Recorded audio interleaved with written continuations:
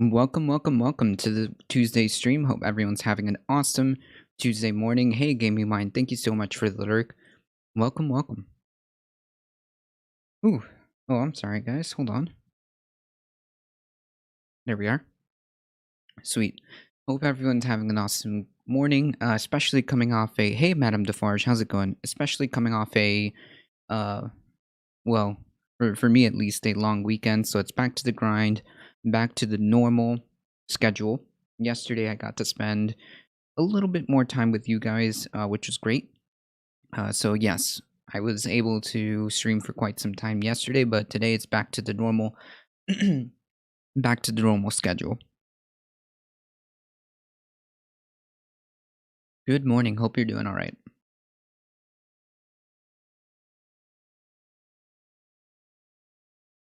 We absolutely do have. Okay, that was a bit weird. Okay, the music's back. We absolutely do have a couple of things to go over, and we do have quite to cover. So let me go ahead and start that here.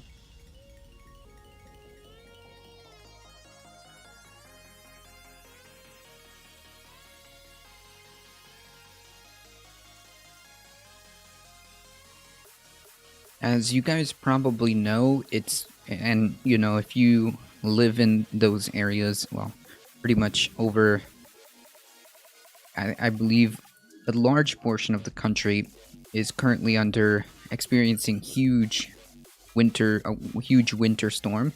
So please, if you're one of those people who are affected, please take care and be safe out there, because it's pretty rough from what I've been seeing.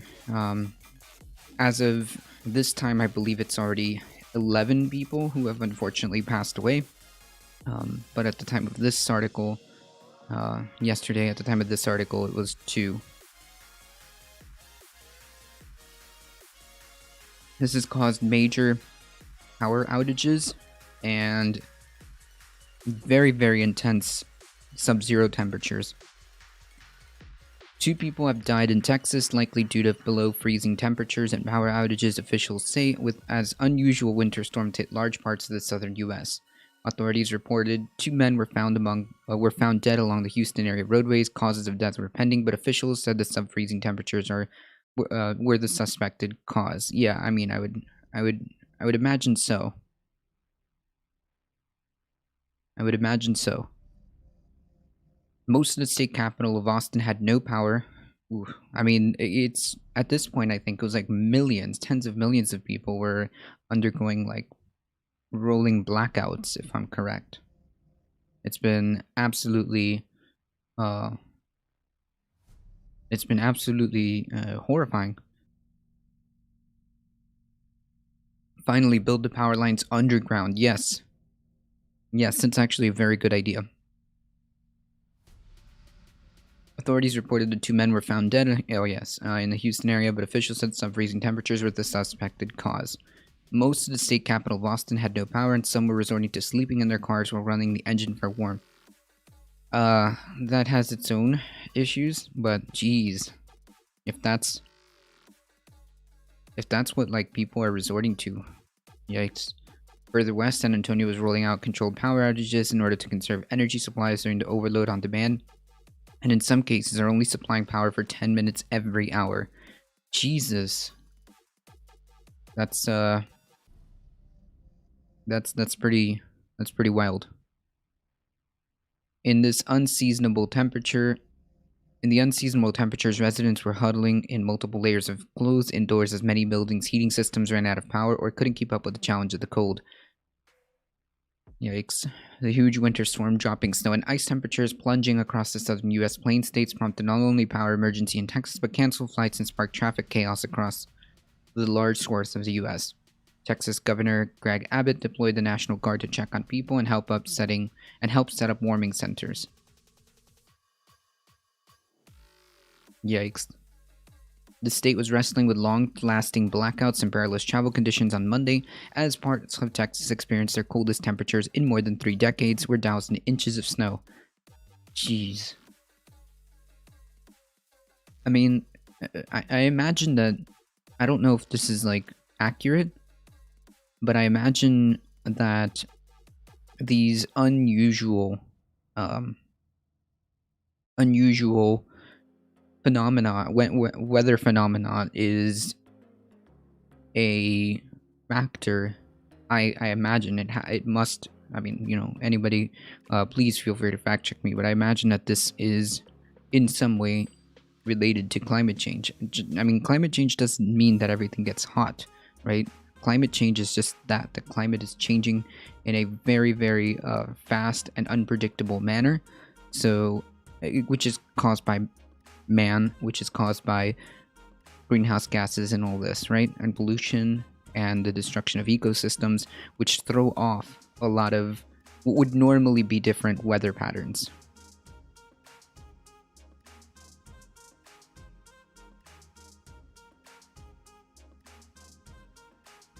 Texans reported almost 4 million power outages by early afternoon, according to poweroutage.us. Blackouts that started long before the dawn lasted for hours with seemingly no end in sight. Jesus. I don't know. Oh, man. I really hope everybody's like staying safe there. Jeez. Around Austin and San Antonio, travel remains very difficult to near impossible across many areas. The National Weather Service warned, and snow and ice-covered roads will persist through at least Tuesday.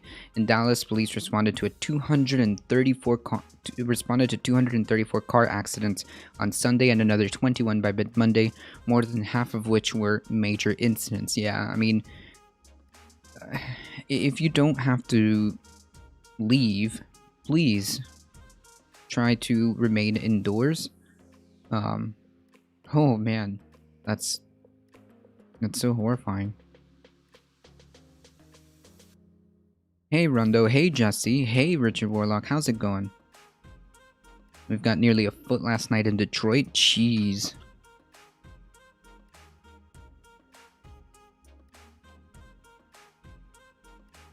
Incredible.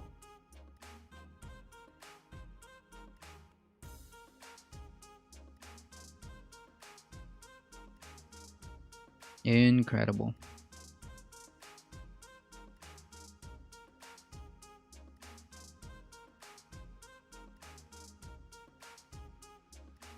We've got about 6 inches and now another few inches of ice, but I'm in the Northeast, so at least we have the infrastructure to clean up. Definitely a work from home kind of day. Oh yeah. Definitely a work from home kind of week, I imagine.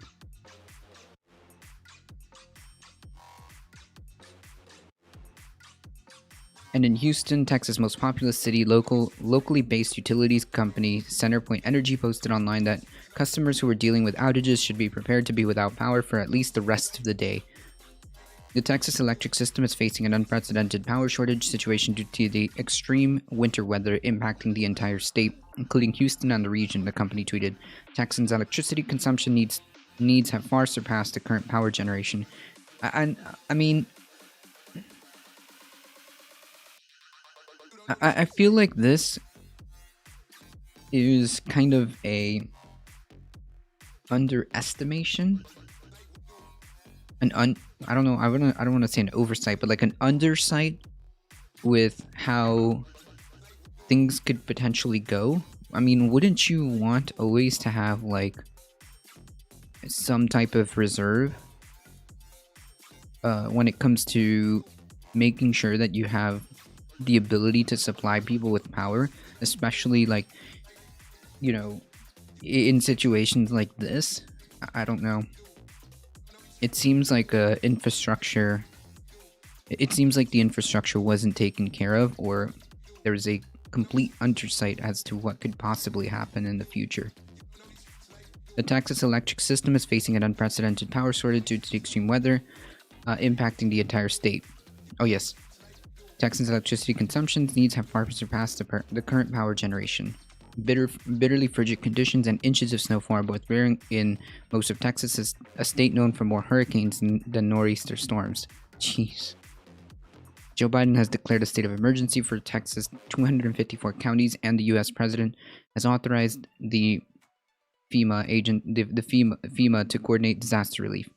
But without time-tested here we are. But without time-tested extensive infrastructure to handle extreme winter weather, Texans still found themselves stranded at home, with many with no heat and dwindling cell phone power in case of emergency. Jeez. In Austin, where the city's website and phone lines were down because of power outages and technical issues, wow, that's like a double whammy. Local officials asked people to conserve energy and stay off the roads if they could, unless they needed to get to a warming center during an online press conference Monday afternoon. But their Facebook Live was bombarded by comments by angry Austinites demanding answers about when their power would be restored and criticized the haphazard response.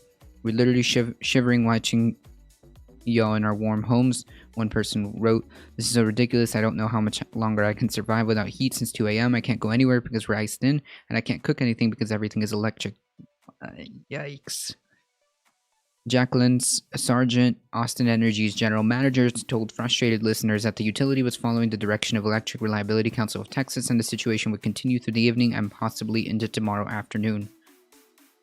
Which is, I guess at the time, would be today.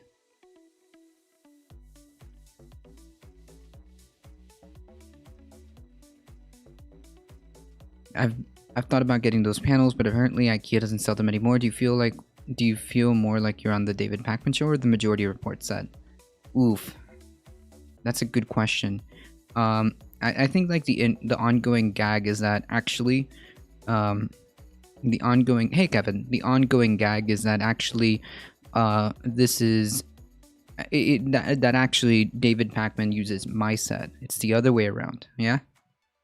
David Pakman is the one that's forced to come here and do his spiel here.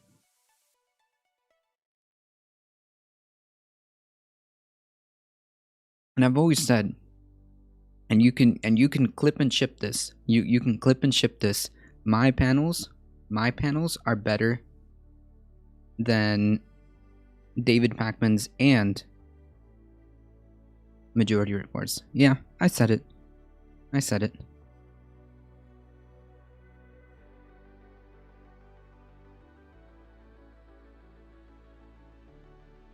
You can add this to the next segment of Setgate.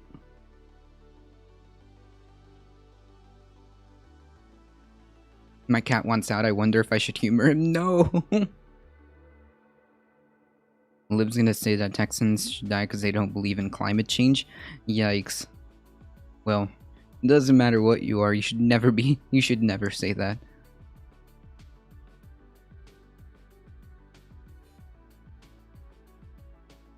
Sounds like David Pakman. Yeah, you tell Pakman. You tell Pakman that my panels are always better. I was with you until the MR comparison. Nothing beats the original. Listen, my panels are the only panels, okay? My panels are the panels. No, I do like the colors. It gives it like a cool like retro feel. It you know, like the purples and kind of like the pink hues, and he also has like blue hues as well, I believe, if I remember correctly. He has like blue, purple, pink kind of hues. Those are cool. I do like that. I don't know how they like. I imagine that they like did something similar that what I did, just in different colors.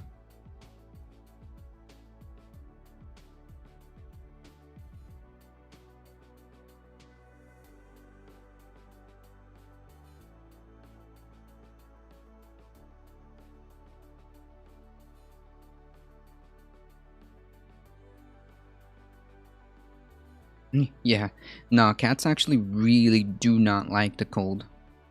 They do not like the cold at all.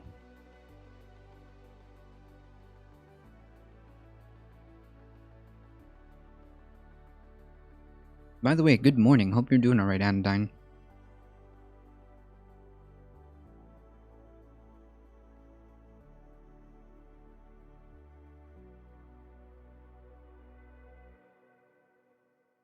Not sure what you use, but MR uses lighting gels. What? Gels? Hold on.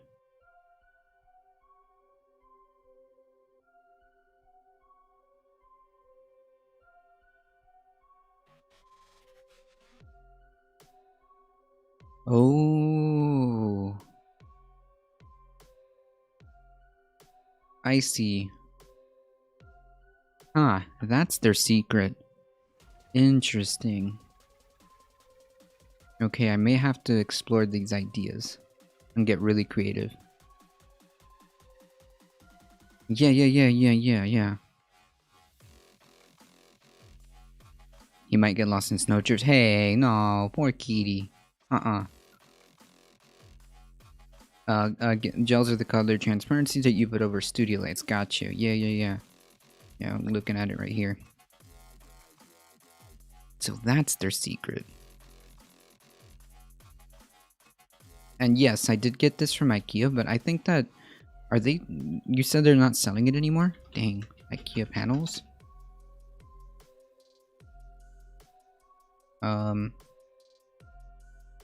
Dang. Oh, I have an idea. Alright.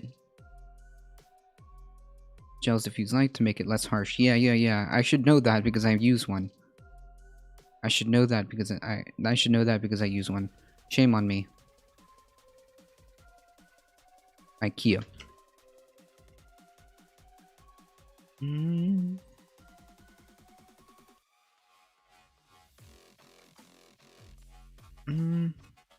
Let's see if we can find something that's similar. Panels.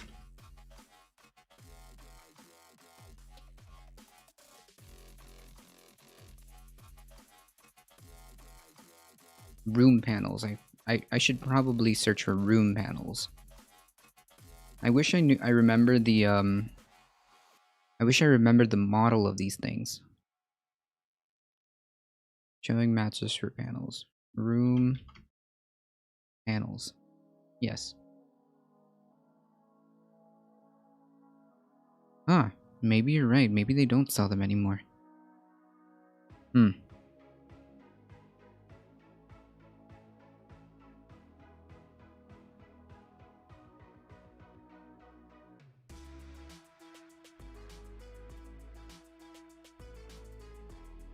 Yeah, I'm not seeing it.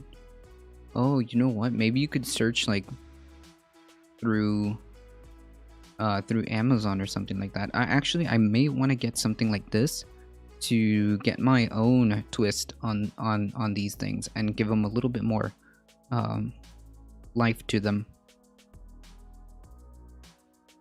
Oh, looks like they still sell them. Oh, send me that link through direct message or Discord.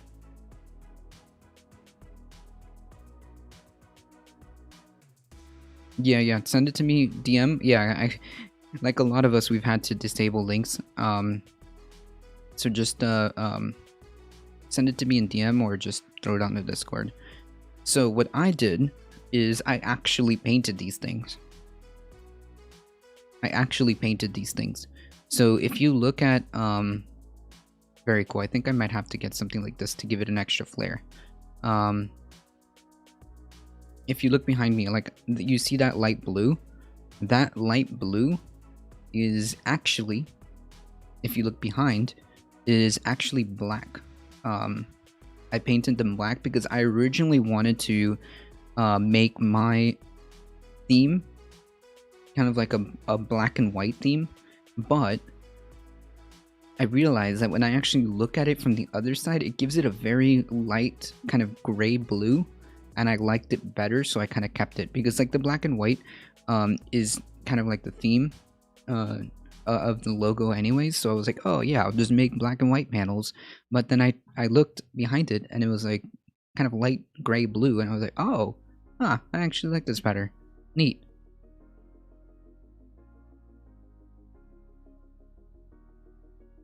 Hey Justin Motes, good morning.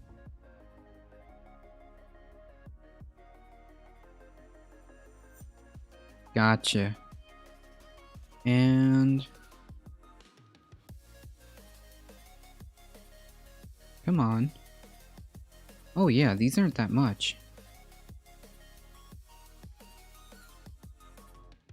Oh, sorry guys, hold on. Yes, Resor. Haha. That's it. That's the one.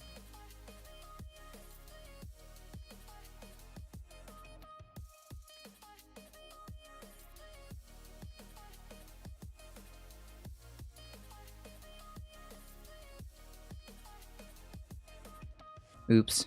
Hold on. Good morning. Hope you're doing alright.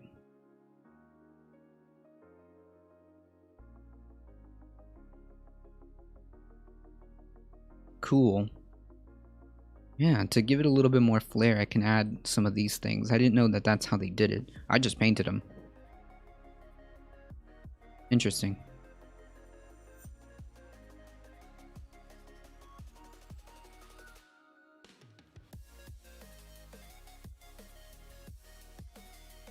Oh, right. In Southwest Austin, Eva De Leon's 11-year-old daughter woke up freezing after the power went out at 2 a.m. A few hours later, De Leon, shivering herself, layered jeans over her sweatpants and threw on an extra t-shirt with a hoodie to try to stay warm. Her family went outside for a walk, thinking the movement might help, even though winds and temperatures are so biting that the National Weather Service is warning locals they could get hypothermia. Yeah, unfortunately, 2 people have already died because of that. De Leon's boss encouraged people to come into the office if they needed access to heat, and she considered taking the risk of driving until she saw a car in her complex skid trying to leave the property. Jesus. When she spoke to The Guardian, her husband was breaking down cardboard boxes to use as fuel for the blaze they had going in the fireplace to try to warm their home. He said, "I don't know what else to do." Meanwhile, 5,000 Oklahoma gas and electric customers were without power overnight, and Entergy Arkansas logged about 3,000 outages. Both states have much smaller populations than Texas. Oklahoma's Governor Kevin Stitt and the Arkansas Governor Asa Hutchinson activated National Guard units to assist state agencies with tasks including rescuing stranded drivers. The NWS, National Weather Service, and the forecast through early Tuesday called for 8 to 12 inches of snow in central Oklahoma, 4 to 8 inches in eastern Texas to the Ohio Valley. Tennessee, Mississippi, Kentucky, and West Virginia are also affected, and in Pacific Northwest, hundreds of thousands were without power after the winter storm blanketed a region with ice and snow and made travel treacherous. Jesus. Yes, if you're like basically on everywhere except here, please stay safe, stay warm. Hey, Memo for the record, how's it going? True.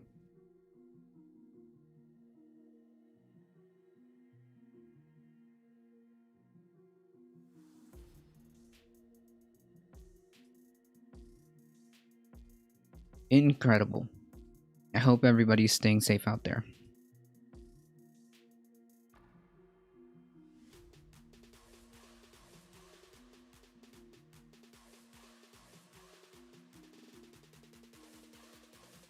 Raising the minimum wage to $15 an hour will actually save the US billions of dollars per year. Now,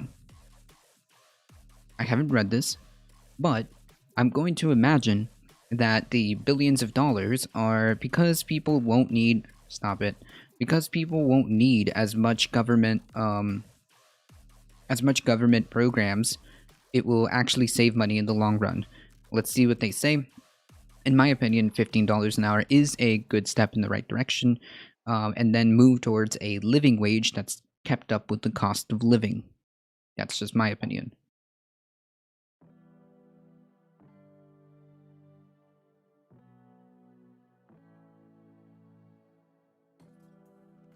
Last month, okay, so this is an opinion, an opinion piece. I need to stress that. Last month, Congress reintroduced the Raise the Wage Act, legislation to raise the federal minimum wage to $15 an hour and give 32 million working people a much-needed raise. Increasing the minimum wage is an urgent necessary step that President Joe Biden and Congress must take to combat the nation's pandemic-induced economic crisis. A $15 minimum wage would be life-changing for many workers and their families. True. It could be the difference between poverty and being able to put food on the table, building a savings account, or investing in their children's future. Yep, I knew it. Raise the minimum wage, lower the dependency on safety nets. Beyond the working families who will get a raise, every single American taxpayer has a stake in raising the minimum wage. When corporations like McDonald's pay poverty wages, workers often turn to public safety programs to make ends meet. A recent study finds that families of half of the workers who would receive a pay increase under a proposed 15 minimum wage bill in Congress are enrolled into one or more public safety net programs at a cost of $107 billion a year, which could be redirected to make sure that the safety programs that we have are bolstered and expand some of them. And wow, 170 billion a year, a savings of 107 billion a year. I imagine like just doing this move right here would be a significant step, and we can even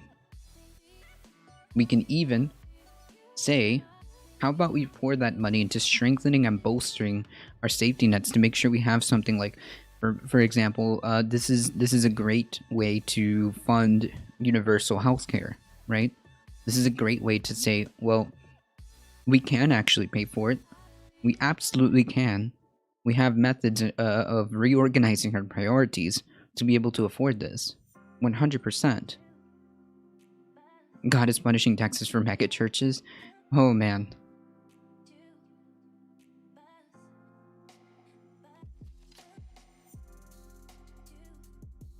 Some lawmakers, including Senate Budget Committee Chairman Bernie Sanders, are calling on Congress to employ a process known as budget reconciliation, which allows legislation that changes government spending or revenues to pass by a simple majority vote, not subject to a filibuster.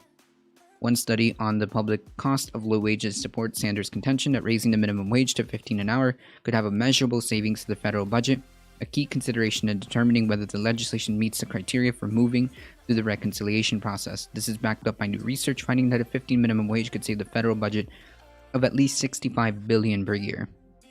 That's the low ball, which could then be diverted to other important programs. And yeah, I think this is great. I think this is a step in the right direction, at least. Again, I would say that the 15 is of course 100% better than $7.25. But when this is implemented, then it should be a living wage based on the cost of living. If it was up to me,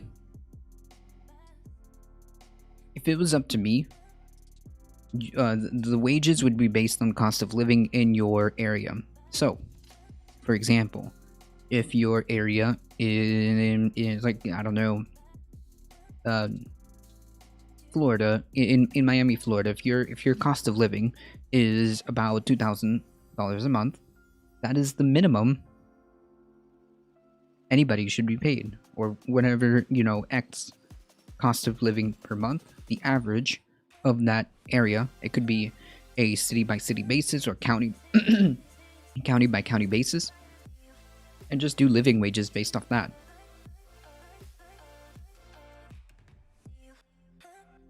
The federal minimum wage has stalled at $7.25 an hour since 2009, the longest ever period without an increase since the Fair Labor Standards Act was passed in 1938. Jesus. A 15 minimum wage would bring savings to our safety net system and funds that can be redirected to other essential needs. True. True. Like maybe all of a sudden moving to a universal healthcare system isn't that isn't such a radical change, or who's gonna pay for it, or where the money's gonna come from. I mean, just doing this is $65 billion a year. Just shaving 10-15% off the military budget is hundreds of billions, no, tens of billions. Wait, I don't know my math. Tens of billions, because it's about 760 something a year. Just shaving off like 10% of that would be 70 something billion dollars. You add these two together, you get what, over 100 and something billion dollars a year that could be redirected to make sure that people have healthcare. Yeah, I think that's fair. I think it's a matter of reorganizing our priorities. As we look At recovery from pandemic-related unemployment and recessions, it is especially important that cash-strapped states are able to target public funds for maximum community benefit. True. In our study, we look at working families in the 42 states that have not passed a 15 minimum wage. 2/3 of fast food workers, half of childcare workers, and 3 out of 5 home care workers in these states are paid so little that their families rely on public assistance. And this is just another way of like, we essentially doing this, allowing this to happen, is essentially subsidizing large corporations because they feel like the government is picking up the tab, right? I don't have to pay my workers above 725. They get SNAP assistance and they get Medicaid or whatever else they qualify for. Why do I need to raise wages? They qualify and keep going and keep the poverty wages going. These workers, like Tawana Milligan, a McDonald's worker from Charleston. Tawana is raising 3 children, her son who has sickle cell disease, her niece and nephew on paltry $8.25. $8.25 hourly wage. Ooh. $8.25 hourly wage for McDonald's, stitching together safety net programs like, oh yeah, Medicaid and food stamps. Exactly. See, why is McDonald's making us foot the bill for that when they could easily pay people a respectable living wage? Easily. McDonald's can easily pay their workers a living wage. But as long as the federal minimum wage is about $7.25, there's no real need for them to pay that because they can just fork over the rest to the government.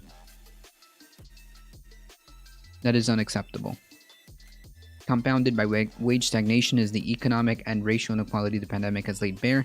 Many low-wage workers, disproportionately women and workers of color, are in service occupations and are more likely to rely on public transportation for their commute. They work every day to meet our essential needs while placing themselves and their family at high risk for COVID exposure. Corporations have not increased pay to compensate for increased hazards workers face.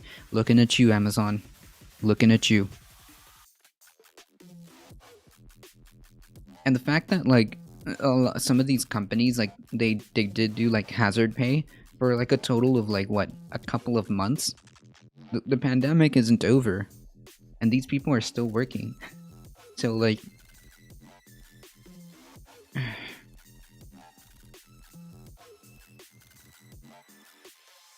raising the minimum wage is an important step in addressing this racial inequality exacerbated by the pandemic. A new study finds that minimum wage increases help advance racial equality. Other research shows that additional positive effects such as reducing child poverty, true.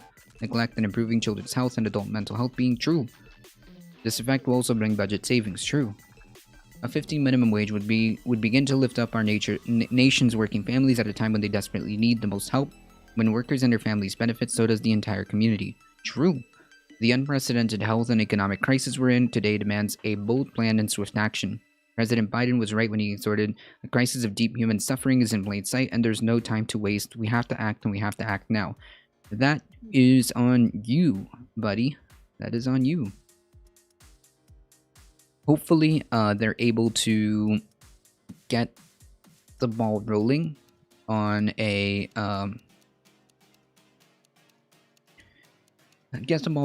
raising the minimum wage to this $15 and then make it so that it rises proportionally with inflation or whatever the plan was. I believe Bernie Sanders had some type of plan where he said that we would move towards a 15 minimum wage, and then once we get there, we would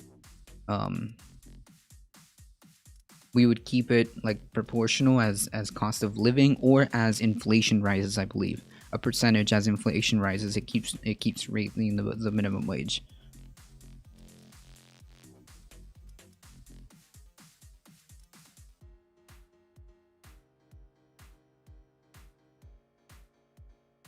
As we know, this weekend that just passed, Donald Trump was acquitted for his impeachment, which the House impeached him for the January 6th insurrection. They noted that he was the one that incited it, all true, and was acquitted because of some incredible Olympic level gymnastics regarding procedure, according to the spineless Republicans. And even Mitch McConnell admitted that absolutely Trump was responsible for the January 6 events, and yet did not decide to give any type of consequences whatsoever. The TLDR is that basically everything is fair game at this point, because a president, this is the precedent that this sets is, if you are in your last couple of weeks or last days of office, you can do whatever you want. That's what the precedent is. It doesn't matter which party or whatever it is. Anybody who is president of the United States effectively can do whatever they want on the last days of office, because it's okay. That's what this gives us. It's perfectly fine for any president to do whatever it is that they want on their last days. Yeah, they could get impeached by it, but according to the Senate, procedure-wise, if by the time they get to the trial and they're no longer in office, it don't matter. Cool. Now, there were a couple of Republicans who decided to vote to convict Donald Trump. And those Republicans are currently under extreme fire, some of them even receiving death threats, because they went against the dear leader at the time. Maybe Trump was a conspiracy so that the other elites could see what they could get away with. Oh man. Including Senator Burr. In fact, Burr was censured by the North Carolina GOP for voting to convict Trump. Yes, the party who claims to care about differencing of opinions, claims to care about free speech, and it's okay to speak your mind, or it's okay to have a different opinion according to them. Except when it goes against the dear leader. Hey, Spiritual Melly, how's it going? The North, and this is not the only person who has been attempted to be censured. This has happened to other Republicans who go against the dear leader, and it's really weird. It seems like this whole thing was all just a bunch of projection. So much for the tolerant right, huh?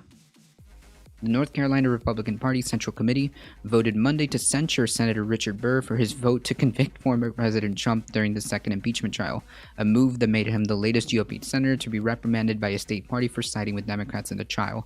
Hold the party line. Groupthink. Hold the party line.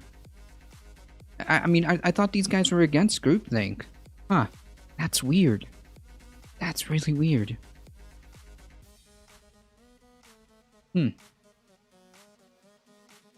That's really weird, because it's not just one. There's several who were reprimanded, including Cindy McCain, for going against the dear leader, going against the group. Huh. That's really weird. The result was expected given the swift Republican anger towards the senator on Saturday after he cast his guilty vote. Among Burr's critics is the state party chairman, Michael Whatley, who called the senator's decision shocking and disappointing. Huh. That's weird. I thought, what was this whole thing about, like, the Democratic Party or the leftists are all about groupthink, and there's no individuality. That's really weird. Is it all just projection? In a statement released after the vote, the committee members said the unanimous vote was aimed at punishing Burr for his vote to convict former President Trump in the impeachment trial, which he declared to be unconstitutional. The committee specifically said Burr should have aligned himself with a strong majority of the Republicans. Yeah, you should never go against the dear leader or the party. Party above all.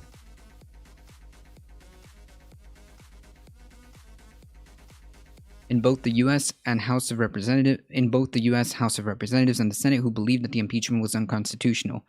Now that the Senate has voted to acquit Trump, we hope the Democrats will set aside their divisive.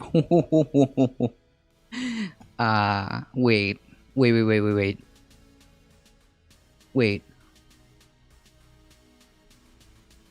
Okay, hold on. Now that the Senate has voted to acquit Trump, we hope that Democrats will set aside their divisive partisan agenda and focus on American priorities of tackling the COVID pandemic, safely reopening schools, and restarting the economy. The committee said, hold on.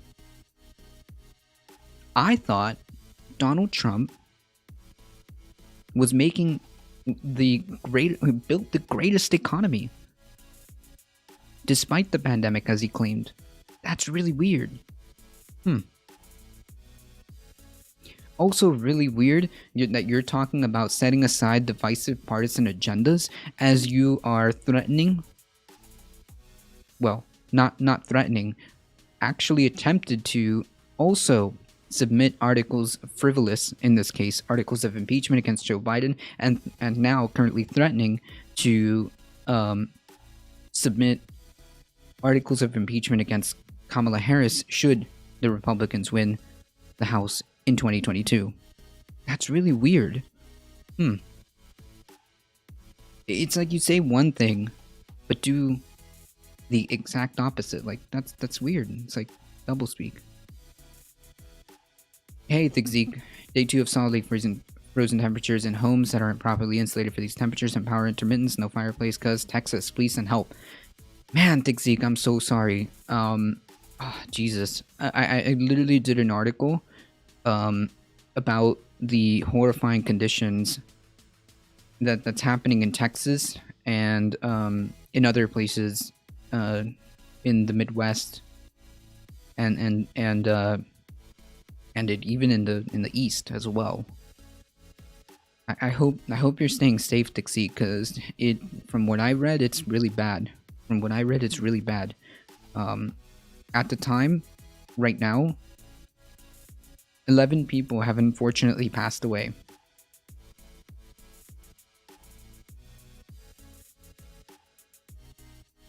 Please stay safe.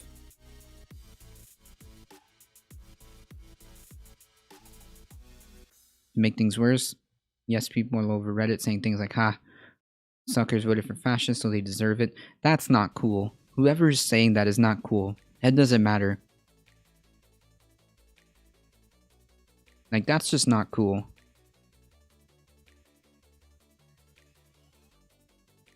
Like, how does that even have to do with anything? This is like a unprecedented kind of natural like disaster, you know?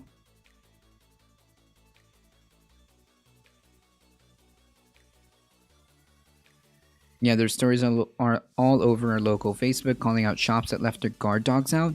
The dogs froze. No.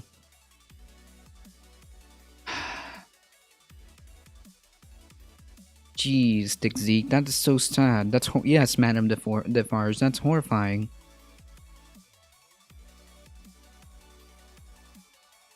Hey, Ernok, how's it going?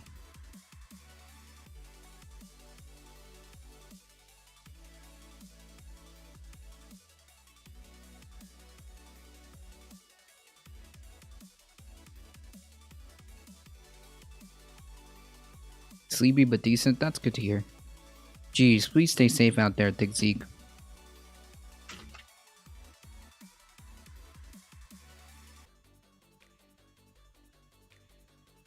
Yeah, of course. I mean, there's gonna be, you know, but that doesn't mean, and yes, that is absolutely abhorrent. As a human being, that's like super disgusting. But that doesn't mean the entire state of Texas deserves whatever it is that they, you know, deserves that. 11 people died. And, you know, you're saying that a bunch of poor doggies died too. That's, like, unacceptable. From 30,000 of the 50,000 COVID deaths between January and November for people with disabilities, Office of National, that's sad too. Jeez.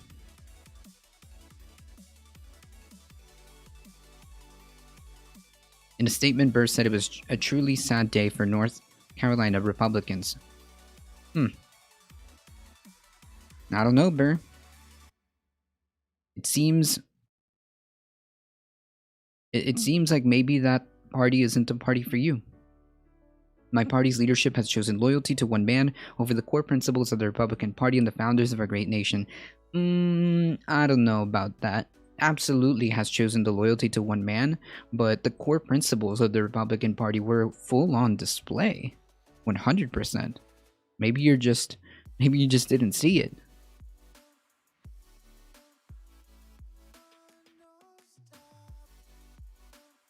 And the founders of our great nation. Though Burr has already announced he will not seek re-election in 2022 and therefore will not face voters again, the vote underscores his party's dissatisfaction with this decision and makes Burr, who is one of the 7 Republicans who voted to convict Trump, the latest member of a group to face censure vote by his state party. This is a result of climate change. The polar vortex moving out into uncharted territory thanks to unstable global winds. Ha! I knew it. I was actually just saying that. I'm like, this is kind of like, I don't know if I was correct, and somebody, could fact check me, but I was thinking that this is a byproduct of climate change because the way, it's in the name, the way the climate changes because of human activity, because of fossil fuels, because of us destroying our ecosystem, is causing an unbalance in ways that we are just now, this is a perfect example, are causing unbalances in ways that we are not prepared for and creating things, abnormal weather patterns, such as this. But yeah, keep believing that it's not true. The polar vortex now collapsing is set to release Arctic hounds for the United States and Europe as we head for half of the second half of winter 2020 to 2021.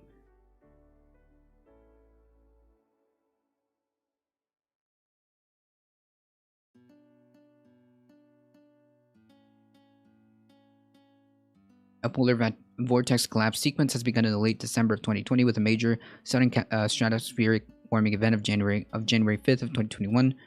We will look at the sequence of events and how they can change the weather in Europe and the US in the coming weeks. The main player in these events is of course the polar vortex. It connects the bottom atmosphere. It connects the bottom of the atmosphere weather with the stratosphere above it. A strong exchange of energy between these two layers can heavily disrupt the weather development across the northern hemisphere. Since knowledge is key, we'll do a quick recap on what exactly is the polar vortex. All of the clouds and weather that we feel are found in the lowest part of the atmosphere called the troposphere. It reaches about 8 kilometers or 5 miles altitude over the polar regions and about 14 to 16 kilometers or 9 to 10 miles over the tropics. Above it, there's a much deep layer called the stratosphere. This layer is about 3K thick and is very dry. We can see layers of the atmosphere in the images below with the stratosphere green hues and the troposphere in the blue at the bottom. Every year as we head into autumn, the North Pole starts to cool, but the atmosphere further south is still relatively warm as it is receiving energy from the sun. The North Pole receives very little sunlight and thermal energy, cooling at a faster rate. The reduction in temperature means a gradual pressure drop over the North Pole. In the stratosphere, the process is the same as the temperature drops over the pole, and the temperature difference towards the south increases. A low pressure area starts to develop across the stratosphere. The image below shows a typical example of the polar vortex at 30K altitude, 10 millibar level in the middle of the stratosphere. Ooh. It's almost like a very large cyclone covering the whole North Pole down to mid-latitudes. The polar vortex is present at all levels, almost from the ground up. The image below shows the polar vortex at different altitudes. The closer to the ground we get, the more deformed it gets due to complex terrain and many weather fronts and systems. Ooh.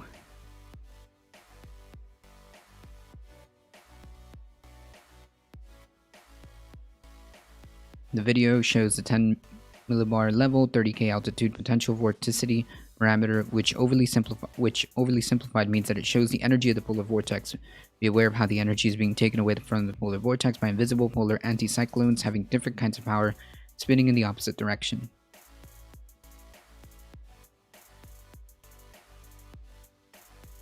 Ooh.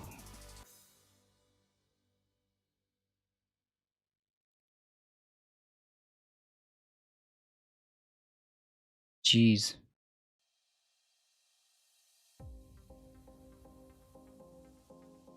So this is the same this is the same polar vortex that has been a brewing.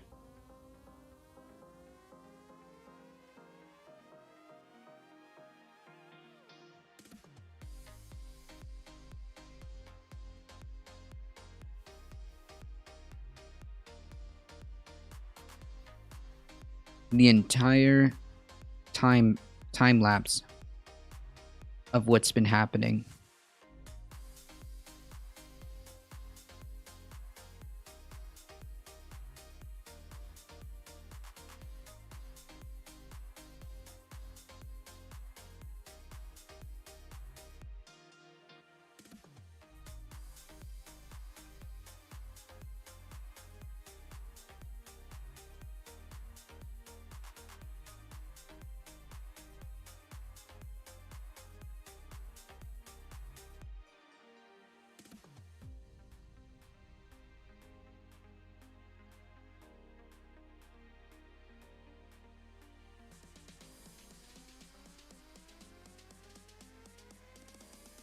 So this is similar to 2004 and 2013.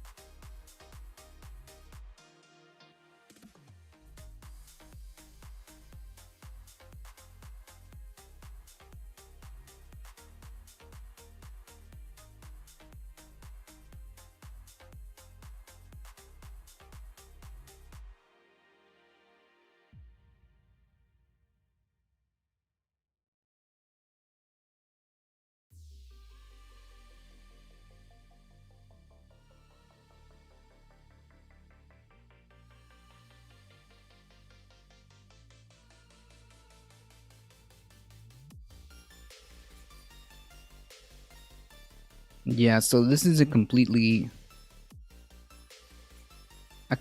different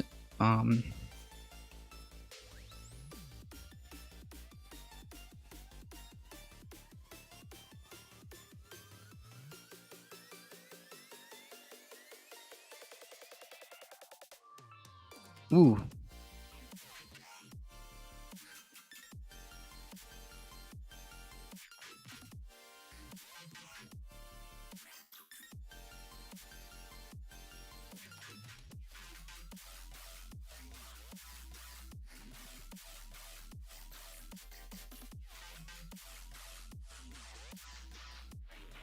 It just gives America and other parts of the world a freezing couple of days.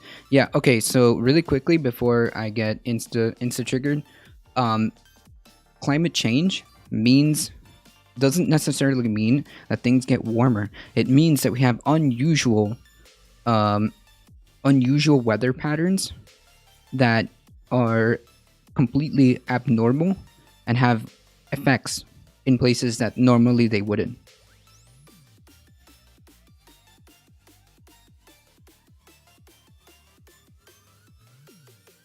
Think about it, the cold air isn't staying up north, and therefore it's not staying as cool up air, making it more unstable the next year. Jesus. Not a new... Yeah, this is not a new ice age. The cold air escaping the polar vortex is increasing the rate of climate change.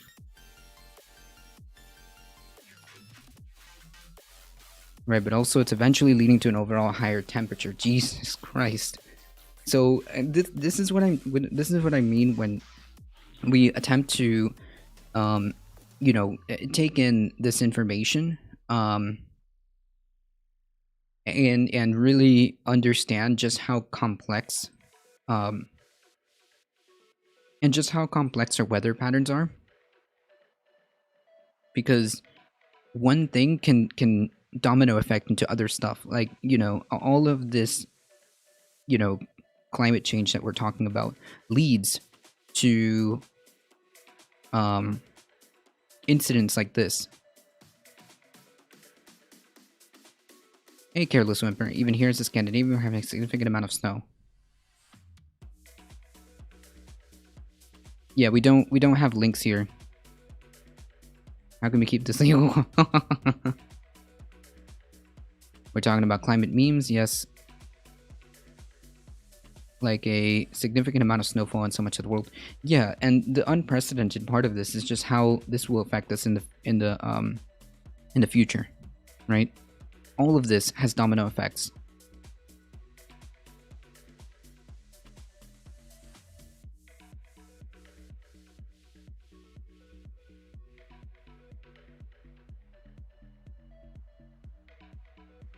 This will lead to global warming since the polar caps are not maintaining their polar storms. So it's escaping into areas which I mean, it has hit all but Florida in the United States. Unprecedented. Unprecedented.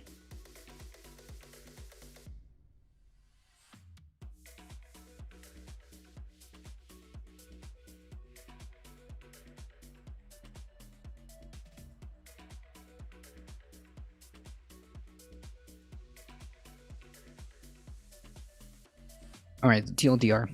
Though Burr has announced he would not seek re-election in 2022 and therefore will not face voters again, the voter underscores his party's dissatisfaction with the decision, makes Burr one of the 7 Republicans who voted to convict Trump, the latest member of a group of that group to face censure by his state party. Senator Bill Cassidy was censured by Louisiana Republican Party on Saturday, and he also cast a guilty vote in the trial. A rebuke the senator later brushed off, saying he was elected to uphold an oath and defend the Constitution. Dang, if only you, if only more principled Republicans. The 57 guilty votes on Saturday fell short of the 67 needed to convict the former president, resulting in his acquittal on the charges of inciting the January 6th insurrection. Keshia Lineberger, the RNC committee woman for North Carolina, said that before the vote, she believed that Burr deserved censure. Wow. Wow. Cool. I'm voting yes because he failed his state and his constituents by voting to convict the former president in what was unconstitutional trial. What? This isn't about his state or his constituents. What are you talking about? This is about upholding the Constitution and not setting any dangerous precedent.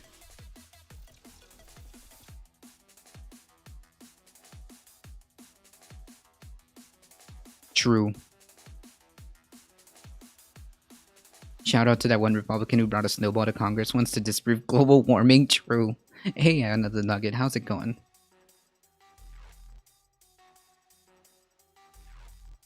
This isn't about your constituents or your state. This was a completely, this was a matter of setting a precedent that whatever, that a president can't just do whatever they want because it's their last day in office or last weeks in office. It's not okay to incite a riot. It's actually a felony. I mean, that was the question on the trial. Thank you so much for the follow, Garadax.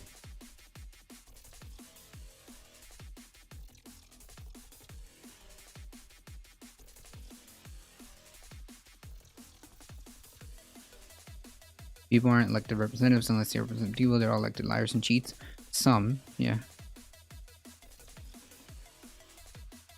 Leading House Democrats sues Donald Trump under a post-civil war law. Conspiracy to incite U.S. Capitol riot. Well, I don't know if you'll see any repercussions, Bike Shop Guru.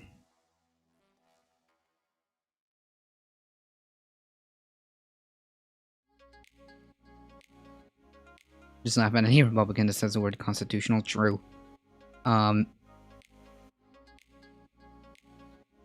Yeah, imagine thinking that like coming to Congress with a snowball, like, you know, to disprove climate change, coming in with its like the gall, the audacity to come into Congress with a snowball and be like, see, climate change isn't real. Checkmate, libs.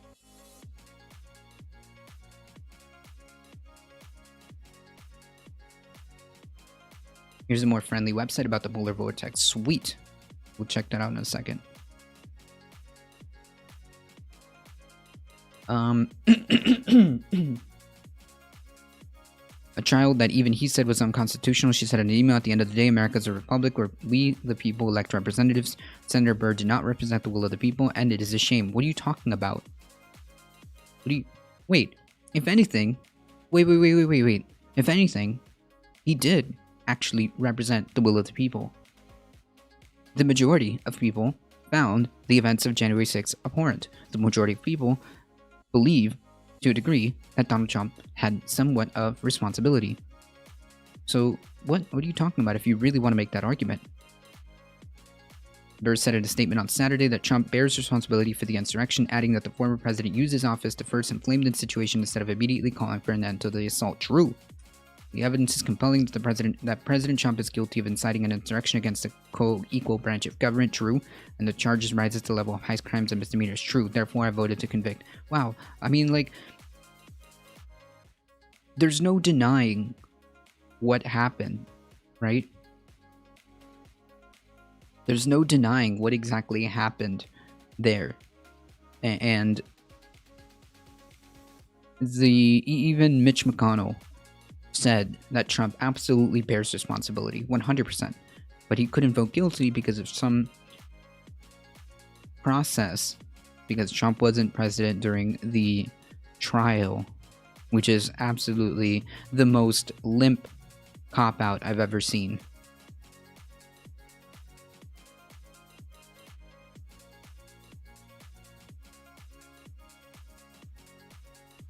Incredible.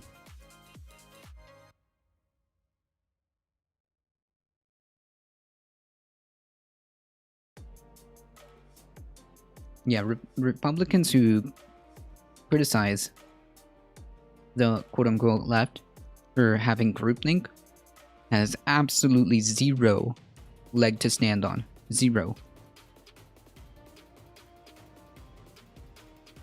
Zero leg to stand on.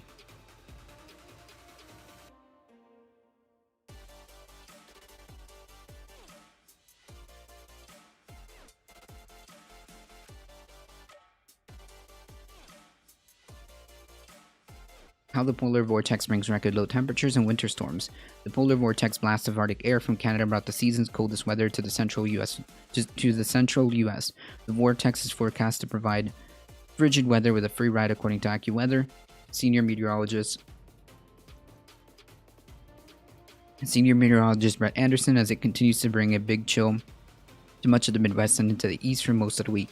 The polar vortex is a gigantic circular upper air weather pattern in the Arctic that envelops the North Pole. It's a normal pattern that is stronger in the winter and tends to keep the coldest weather bottled up near the North Pole.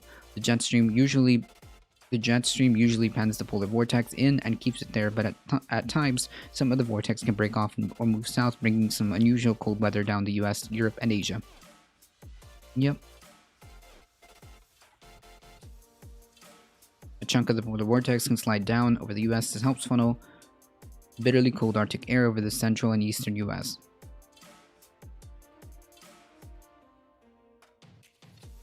The central US has experienced record low temperatures over the past week as the polar vortex continues its icy grip on the region. Looking ahead, yet another winter storm is forecast for the portions of central and eastern Europe over the next several days. Ooh.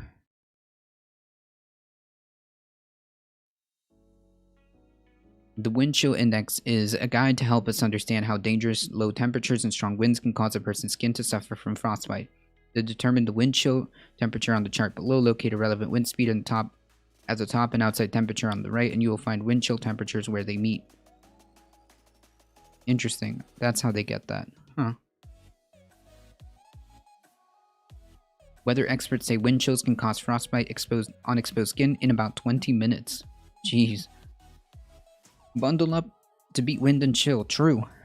Sub-zero chills will be most common throughout the week, so be prepared if you must venture out. Wind chill is based on the rate of heat loss from exposed skin because of wind and cold.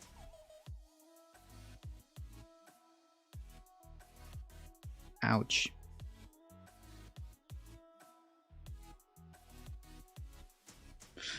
Yikes. Beware of black ice on the roadways. True. This already caused enough car accidents already. We're at over 200 car accidents.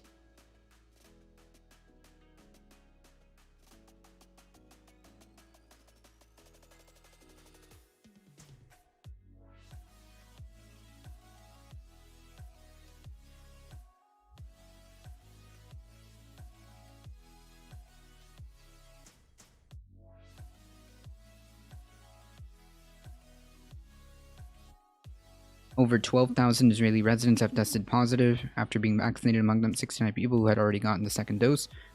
Yes, there have been cases like this. There have been cases like this occurring. However, taking the vaccine will actually reduce your COVID symptoms should that happen regardless. So even though it's a very, very small amount, it is true that that's happened. Even though it is a handful of cases, and of course it's being investigated, take simply the act of having the vaccine does reduce your symptoms should that be the case. Should you win the reverse lottery, should you happen to win the reverse lottery, the vaccine actually helps you get through it. I remember this really old man a long time ago was telling me about the jet streams and how crucial they are for sailors, etc., stabilizing everything from the weather to the types of fish under your boat. True. Yeah, negative 89 is not true. My lord, that one video of a dude helplessly watching like 10 cars ram into each other in the span of 2 minutes. Yes. Abolish cars. Beware of ice, black ice on the roadway. Black ice is a winter driving danger, especially at night and early in the morning. Bridges and overpasses are prone for black ice formation. Bridges cool overnight as they lose heat from top and bottom sides.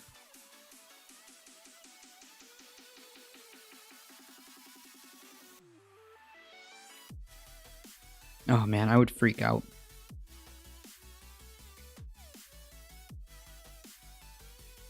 Yeah, if you don't have to go out, please don't. Please stay safe.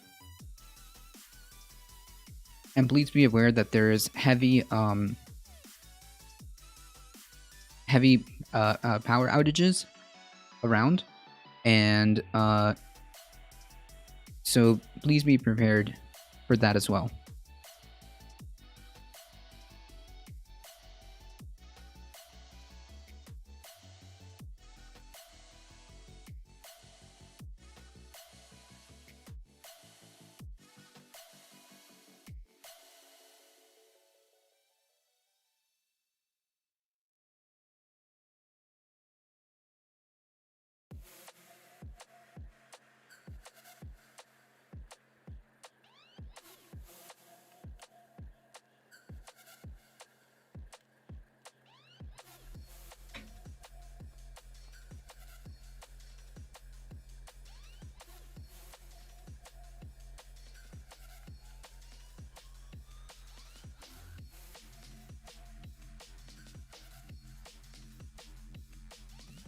Yeah, if you're not familiar with severe cold weather and experiencing now, the biggest rule of thumb for going anywhere is to drive very slowly. True, or just please, if you don't have to leave your house, just stay home. Just stay home.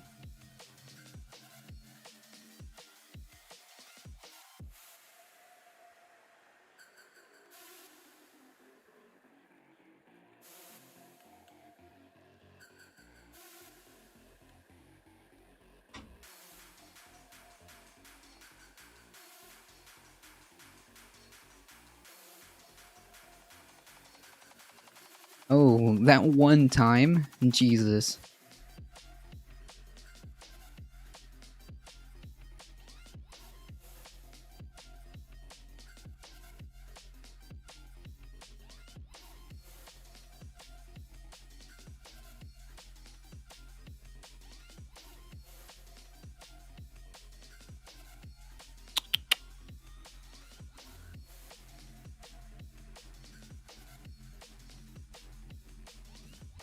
Feds charge over 200 in Capitol Riot. In Capitol Riot, we learned a lot about why it happened. What? I mean, I thought that was pretty I thought that was pretty understood.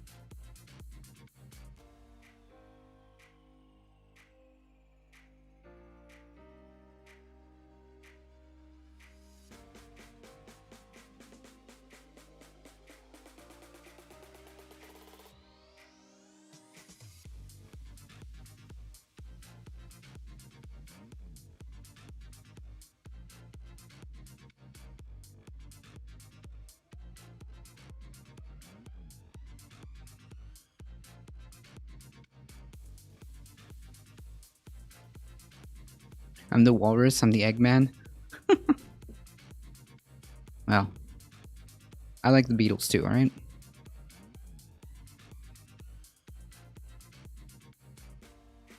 Federal prosecutors have now filed charges against 211 people accused taking part of the assault to the U.S. Capitol last month, alleging a wide range of motives and behavior from extreme violence to apparent ignorance of what that they were doing was illegal.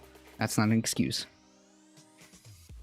Some defendants have been accused of assaulting police officers and threatening to attack lawmakers, while others are charged with the lesser offense of illegally entering a protected building. One father told authorities he wanted to give his son a memorable birthday. Yeah. Okay.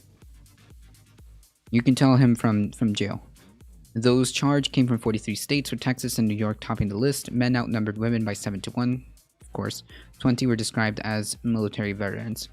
There's absolutely a spectrum of support, said Seamus Hughes, Deputy Director of Programs on Extremism at George Washington University. In many ways, January 6th was a bug light. It brought extremists from all areas, and they all came with different skill sets. That if you have the militias on one side, on the other side you have merely curious people wrapped up in the moment.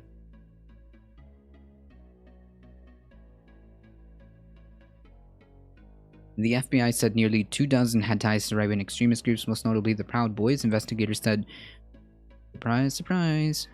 Investigators said that one of its national leaders, Joe Biggs of Florida, of course, was among the first to enter the Capitol after another member, Dominic Pezzola of New York, used a police shield to break out a window, allowing the rioters to get in. Court documents said after Pezzola was inside, he smoked what he called a victory cigar and said on a video that he knew we could take this mother effer, I guess, over if we just tried hard enough. Proud Boy leaders from Hawaii and Washington State were also charged, including Ethan Nordian, who was accused of planning in late December for violent action in Washington, D.C. in January. Three members of a militia group known as Oath Keepers were accused of making similar plans and using their cell phones as walkie-talkies during the siege to coordinate their actions. That's really weird.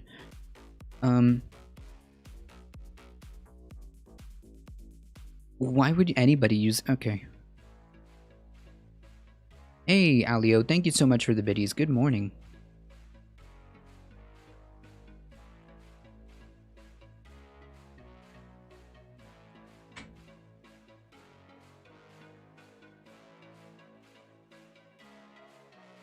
As it was underway, one said we have a good group. We have 30 or 40 of us.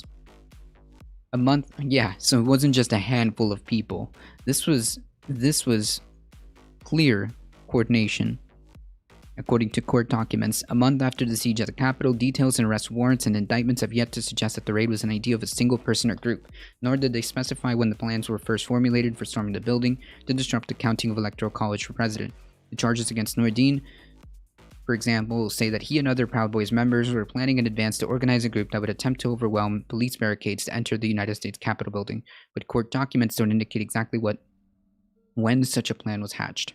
Just look at Parler or Facebook groups. This was well documented.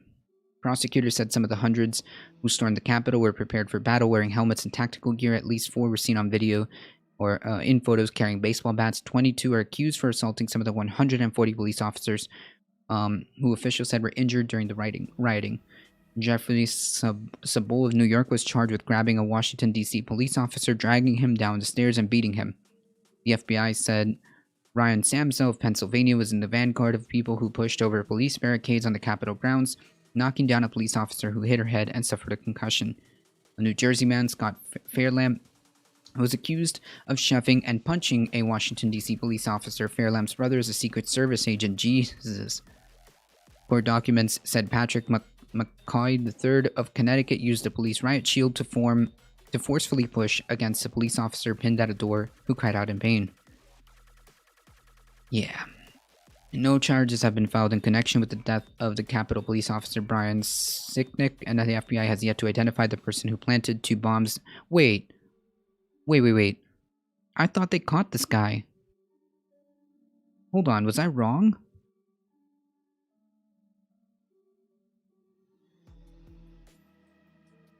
Was I wrong? I could have sworn they caught this guy.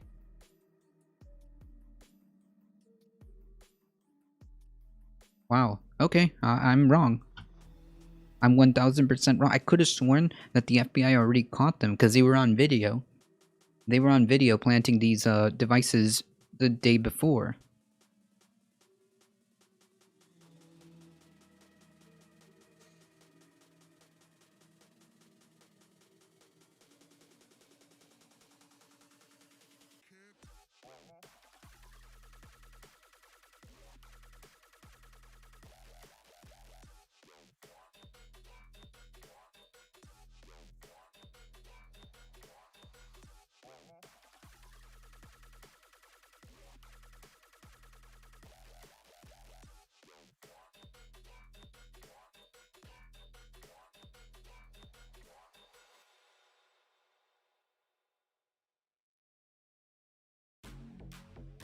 I could have sworn they caught this guy, or they had a suspect in mind. I guess I was wrong. No charges have been filed in connection with the death of the Capitol police officer, and the FBI has yet to identify the person who planted the 2 pipe bombs near the Capitol the night before the siege outside the national headquarters of the Republican and Democratic parties. Michael Sherwin, the acting U.S. Attorney for District of Columbia, said prosecutors could file charges of seditious conspiracy for anyone considered a leader or commander of the siege, but no such case has been filed. At the opposite extreme, court documents say some who entered the Capitol seemed unaware it was illegal and claimed that they were just swept up in the fervor. Many told FBI that they regretted what they did and turned themselves in. Yeah, there are, obviously people like that. Prosecutors said Dalton Ray Crace, 21, drove from Lexington, Kentucky with 2 other men and attended the rally, and then President Trump spoke before the assault. The FBI said he admitted entering the Capitol, but he did not participate in any violence. I think it was dumb that we went in, and I was breaking the law by being in the Capitol building, but it didn't register with me. The FBI said James Upmore of San Antonio was at the Capitol on January 6th as part of a 5-day trip to celebrate his son's birthday. Why would you do that? Agents said the son, Chance Upmore, told him he entered the Capitol building because he was caught up in the crowd and because it was a once-in-a-lifetime event. That's not an excuse. The FBI's task was identifying people who entered the Capitol was aided by more than 200,000 photos and videos sent in by tipsters, including a few who turned in members of their own family. Jesus. And by the use of facial recognition software to put names to faces. Okay. Investigators said they had little trouble identifying Troy Faulkner of Ohio, accused of kicking in a window. He was photographed wearing a coat that said Faulkner painting on the back. I mean...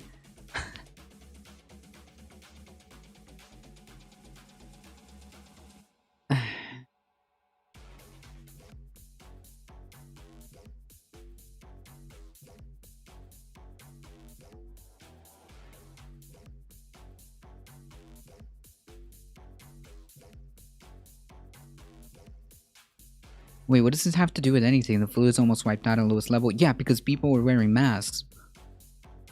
Do you like WHO stuff? What does that even mean? Do you mean, do I trust the WHO? Yeah, for the most part, absolutely. They It's the World Health Organization. They have done a fantastic job. Yeah, the rioters were not wearing masks. Most of them weren't. I mean, you can just look at a picture here.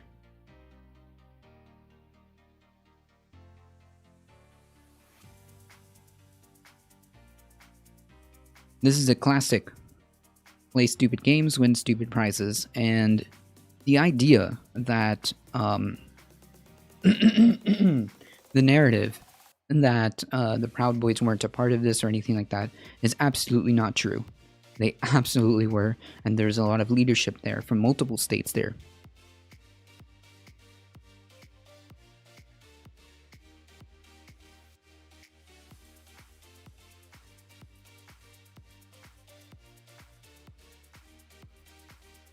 Yeah, Trump doesn't care.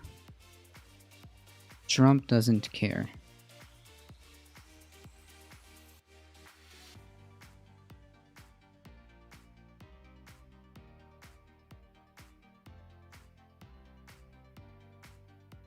Alright, to kind of piggyback off that article, House Speaker Nancy Pelosi. Come on. House Speaker Nancy Pelosi said Monday that Congress will establish an independent September 11th style. Why do they always keep doing that? Just say an established independent commission to look into the deadly insurrection that took place at the U.S. Capitol. Pelosi said the commission will investigate and report on the facts and causes relating to the January 6, 2020 domestic terrorist attack upon the United States Capitol complex and relating to the interference with the peaceful transfer of power. In the letter to Democratic colleagues, Pelosi said that the House will also put forth supplemental spending to boost security at the Capitol. Okay, so I'm gonna stop right here. You don't need to add spending to boost security at the Capitol. You just had to have had it there when it was requested. That was the problem.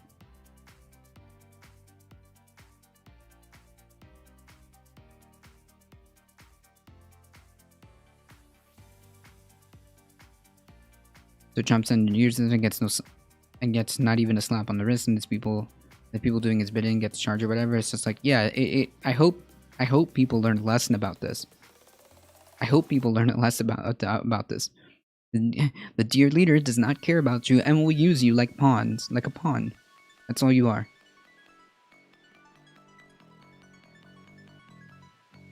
Oof. I just thought about something. Those people who thought they were doing the bidding of Donald Trump, it's not very alpha, is it? Not very alpha behavior, is it? No, I'm just kidding. It's nonsense. The idea that anybody thinks that Donald Trump gives an iota of care is just delusional. After former President Trump's acquittal at his second impeachment trial, bipartisan support appeared to be growing for an independent commission to examine the deadly insurrection. Investigations into the riot were already planned, with Senate hearings scheduled later this month.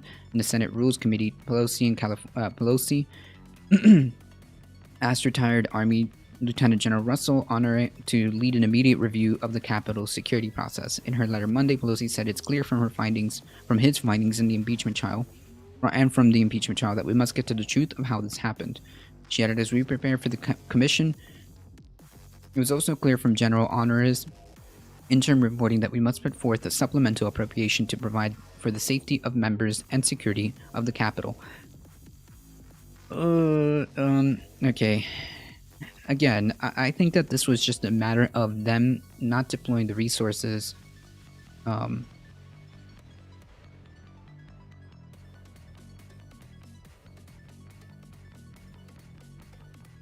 He has money and can handle it? What are you talking about?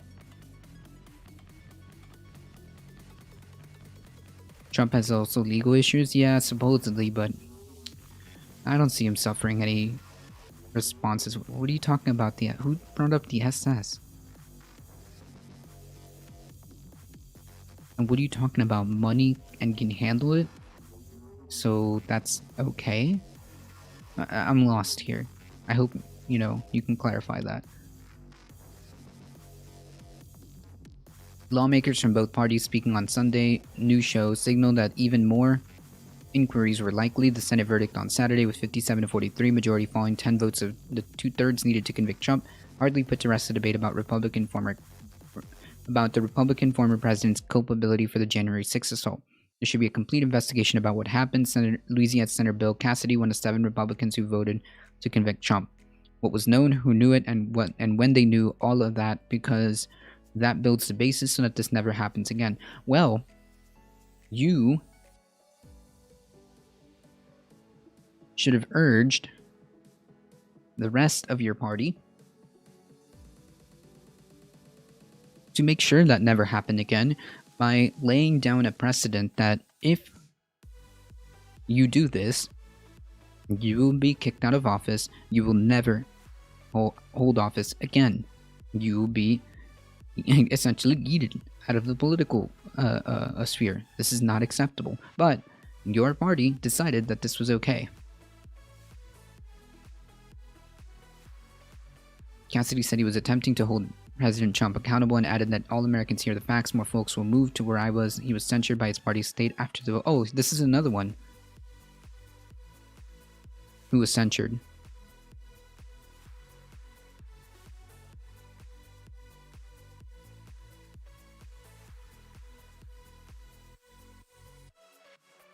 Trump has New York, taxes, GA elections. Yeah, that's true. Napoleon did it successfully. What are you talking about? What are you on about? Are you okay? So, in other words, do you believe that it should have been successful?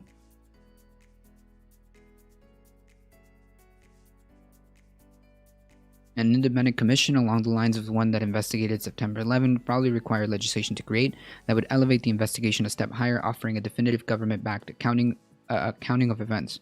Still, such a panel would pose risk of sharpening partisan divisions or overshadowing President Joe's legislative agenda. There's still more evidence that the American people need and deserve to hear, and they just call it a commission as a way to make sure that we secure the Capitol going forward, Senator Chris Coons and Biden allies said. When we lay bare the record of just how responsible and objectively violating his constitutional oath President Trump really was, we know what it was. We got a detailed account of what happened during the trial. We know what happened. Now, we could say we need to make sure, we need to investigate and make sure and document the how. We absolutely know what happened. I just think that adding more security isn't going to, it's just like, it's not the case. I mean, they had the ability to, they just didn't use it.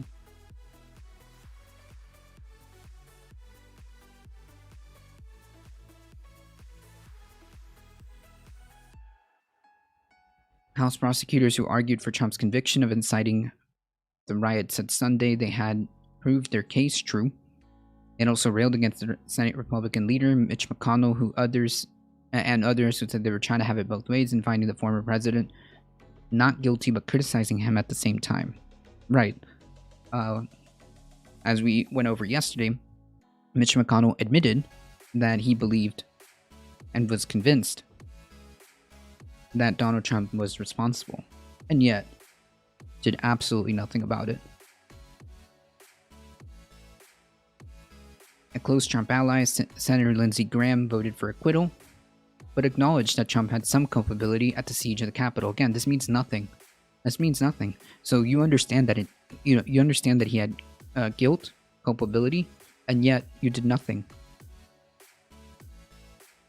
Graham said he looked forward to campaigning with Trump. Nice. Cool. So again, empty words. In 2022, when Republicans hope to regain the congressional majority. His behavior after the election was over the top. We need a commission to find out what happened and make sure it never happens again. Well, you were told what happened. The question is how.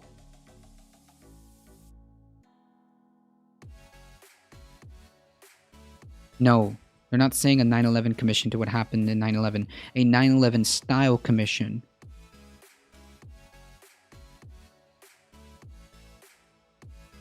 The Senate acquitted Trump of a charge of incitement of insurrection after House prosecutors laid out a case that he was insider-in-chief who unleashed a mob by stoking months-long campaign, spreading debunked conspiracy theories and false violent rhetoric that the 2020 election was stolen from him. Trump's lawyer countered that Trump's words were not intended to incite violence, it's irrelevant, and that impeachment was nothing but a witch hunt designed to prevent him from serving office again. The conviction tally was the most bipartisan in American history, but left Trump to declare a victory and signal a political revival, while a bitterly divided GOP bickering over its direction and his place in the party. The Republicans who joined Cassidy in voting were Senator Richard Burr of North Carolina, which was censured, Susan Collins of Maine, Lisa Murkowski, Mitt Romney, Ben Sasse, and Pat Toomey. It's frustrating, but the founders knew what they were doing, and so we live with the system that we have. Democratic Delegate Stacey Plaskett, a House prosecutor who represents the Virgin Islands, said of the verdict, describing it heartbreaking. She added, "But listen, we didn't need more witnesses, we needed more senators with spines." True. McConnell told Republican senators shortly before the vote that he would vote to acquit Trump in a blistering speech after the vote. Blistering speech. The Kentucky Republican said the president was practically and morally responsible for provoking the events of that day. So, again, you understand that. But that the Senate's hands were tied to do anything about it because Trump was out of office. The Senate, in an earlier vote, had deemed the trial constitutional. So this is nonsense.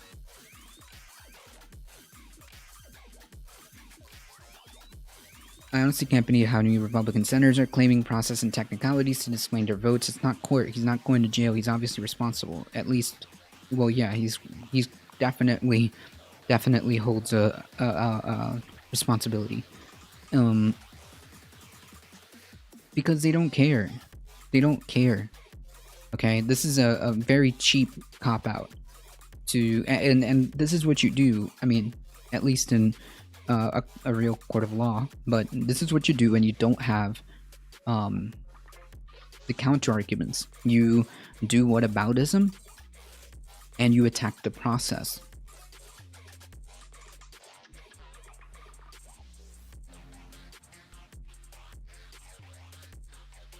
But yeah, that's just who they are, Henry.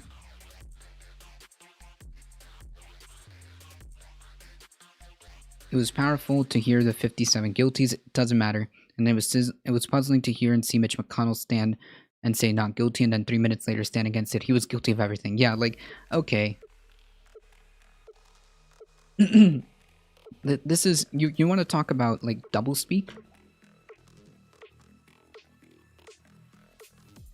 You want to talk about, like, doublespeak?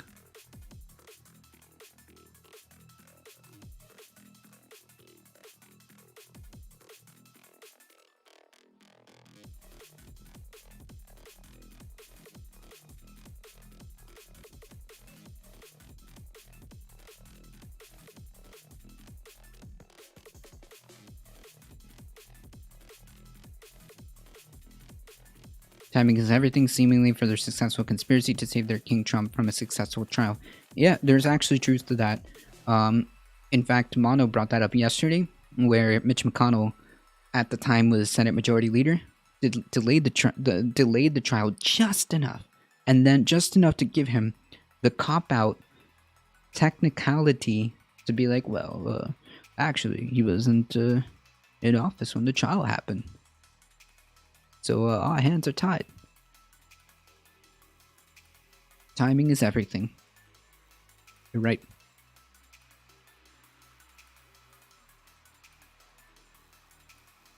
He was guilty of everything. History will remember that statement of speaking out of two sides of its mouth. Dean also backed the idea of an impartial investigative commission, not guided by politics, but filled with people who'd stand up to the courage of their conviction. Cassidy and Dean spoke to ABC's This Week. Graham appeared on Fox News Sunday, and Plaskett appeared on CNN State of the Union.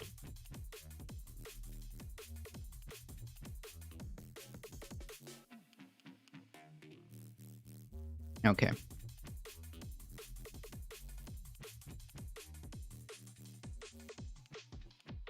Let me take a quick break. A quick break and a second to show for myself, of course. Guys, if you enjoy the content and you really like this content, please head on over to our head on over and click the follow button, and head on over to our YouTube channel. and subscribe. It really does help us out. I do appreciate all of you guys here. Of course, spread the word that this is aiming to be the most chillest news and politics AM show on all of Twitch. So please spread the word. I appreciate all of you guys here. You guys are what makes this show go. Now, I will take a quick second break and I'll be right back.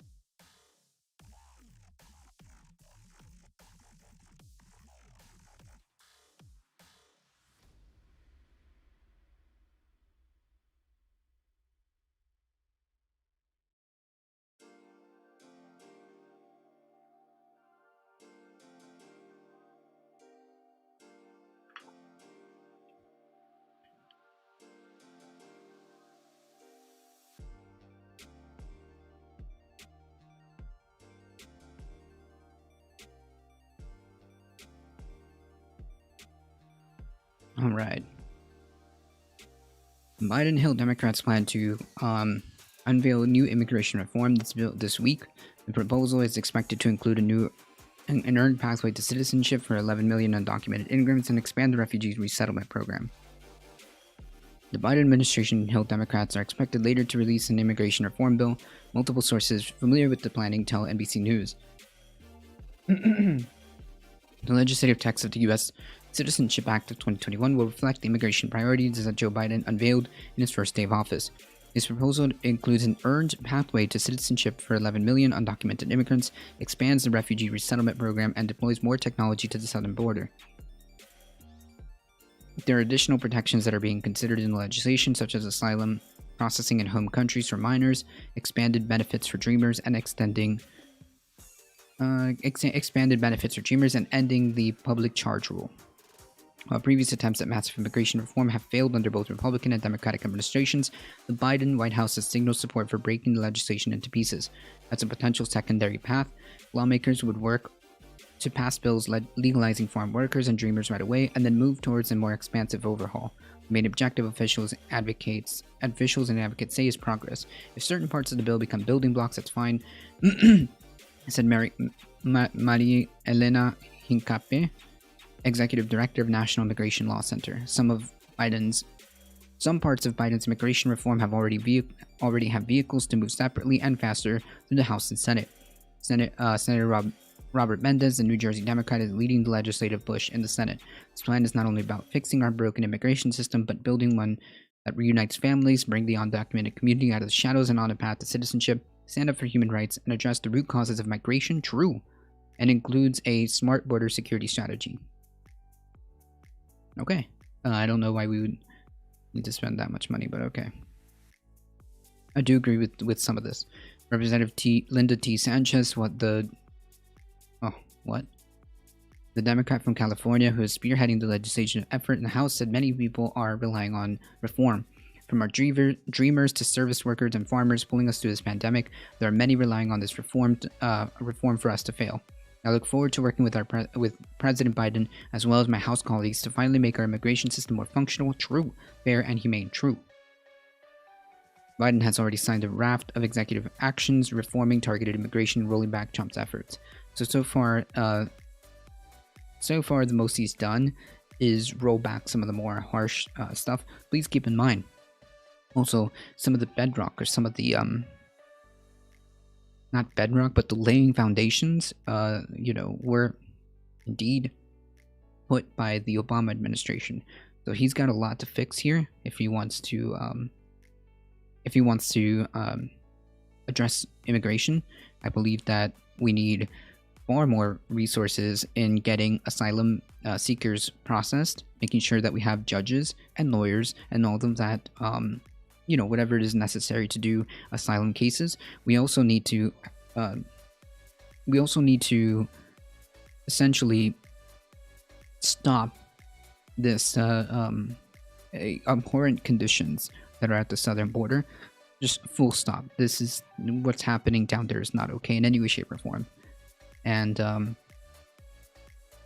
those would be two good, significant steps, I would say.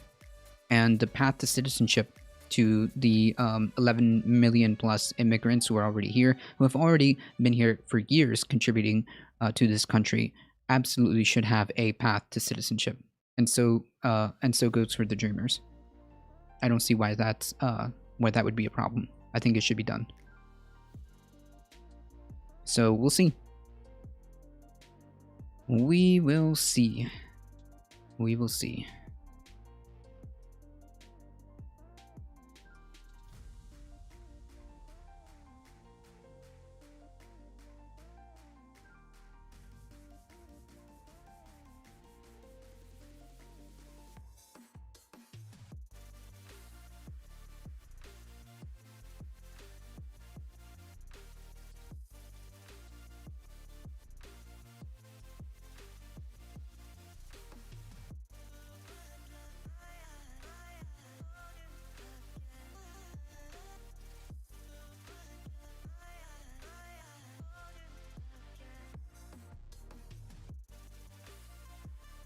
Okay.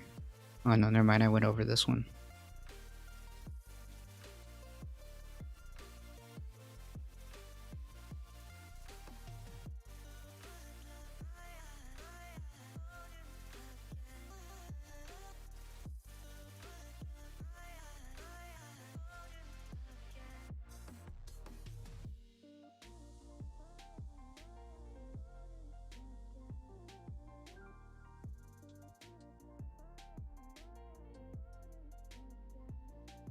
Ah, Florida man.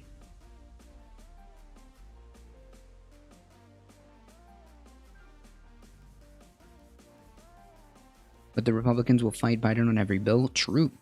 However, they won't win every fight. And the fact that the Democrats can set the agenda is a significant step as well. We'll see what they do with that.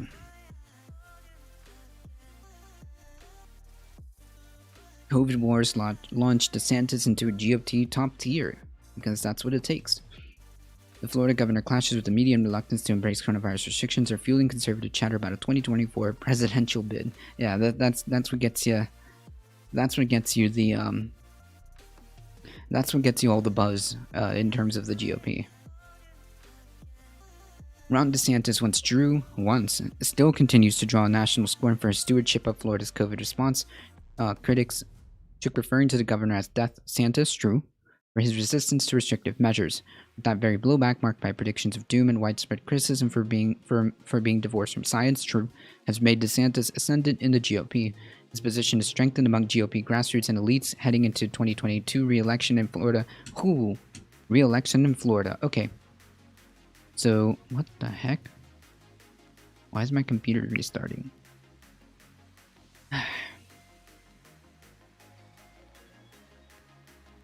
Among grassroots and elites heading into 2022 re-election in Florida. Folks, if you are in Florida, please keep in mind that this is a election coming up and a chance to remove this person from office. And accompanied by increasing conservative chatter nationwide about a presidential bid. Hey, Doc, how's it going? Country's insane, Drew. Good morning. By scrapping with reporters and President Joe Biden's White House, which has singled out Florida and the governor in recent weeks, the wonky but combative governor has... That's very charitable. The wonky but combative governor. Dang, that's so nice. So nice. Has elevated his profile at a time when other big state governors have been laid low. Yeah, because they've all been messing it up.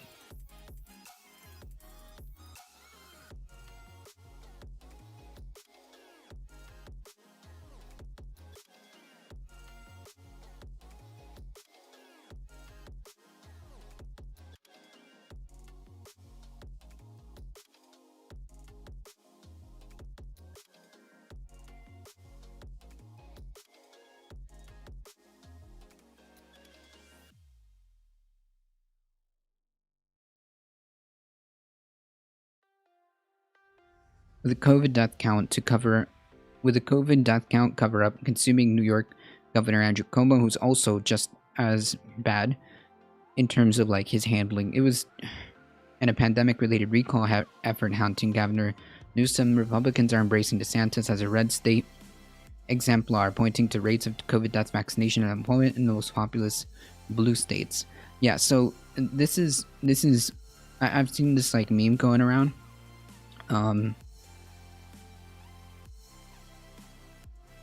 I've seen this meme going around.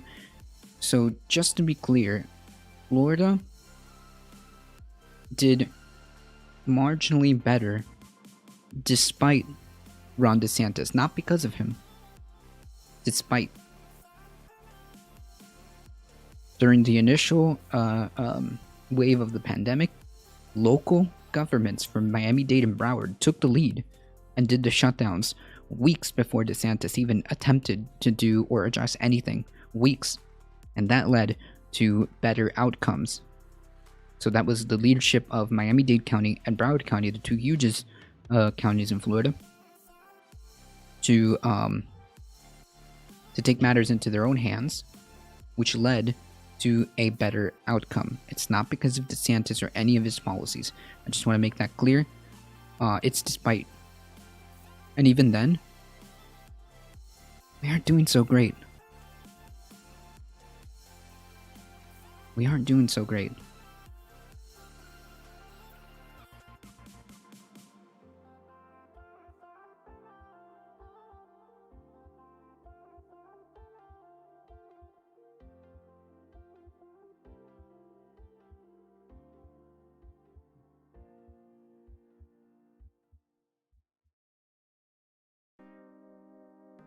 Somehow I don't have a lot of confidence that the state who elected Rick Scott as governor and then senator after his Medicaid theft will not re-elect DeSantis. True.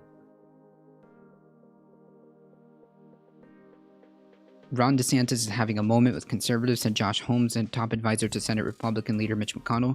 Part of this is liberals tried to cast this yin and yang comparison with Cuomo. It's policy and it's partly stylistic, the way he handles the news media and his blue-collar appeal. Well, yeah, this was a false comparison. Whoever is trying to compare this with Cuomo to try to get a gotcha is doing it in the completely wrong direction. It's policy and partly stylistic, the way he handles the news media, in other words, his Trumpian style. Early on the pandemic, both Newsom and Cuomo won national prize for the handling of the pandemic, while DeSantis was planning for more economy-focused and laissez-faire approach. Again, that's very generous. One closely aligned with Donald Trump's response to the COVID crisis, so nothing. Now conservatives are relishing in contrast and holding DeSantis as an example of effective governance. No. Both things can be bad at the same time. Cuomo's incompetence and Cuomo's mistakes is not the same. Is not an excuse. But that's the fight But it's the fight in DeSantis that has animated conservatives, said Holmes, pointing to a recent press conference DeSantis held to announce a proposal to crack down on big tech, wherein accusing the news media of having double standards. He told the reporter at one point, "You can whiz on my leg, but don't tell me it's raining." Okay. A Republican saying that in a press conference is like a shot of adrenaline to the conservative grassroots. The reaction was, wow, he actually said it. Imagine being like this. Imagine being impressed, or imagine being swayed by this. I mean, imagine that this is what it takes to sway, like, to rile up the conservative base.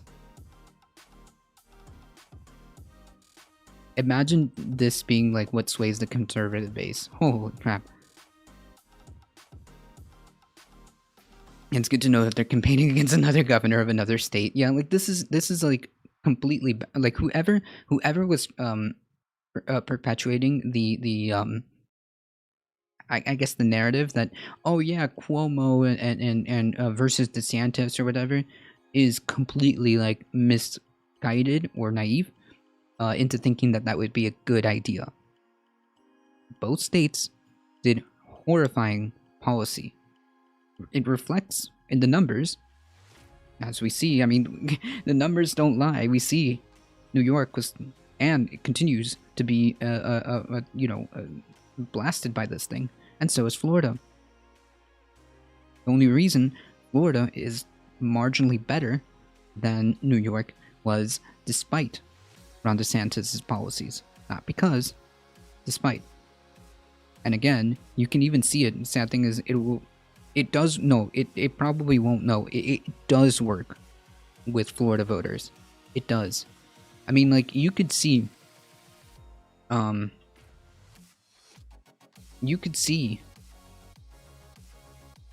when the local governments during this time, this was about the time that Miami-Dade and Broward started issuing shelter-in-place orders. Before, I mean, Ron DeSantis didn't do anything during any of this time. And once they let it go, it just skyrocketed.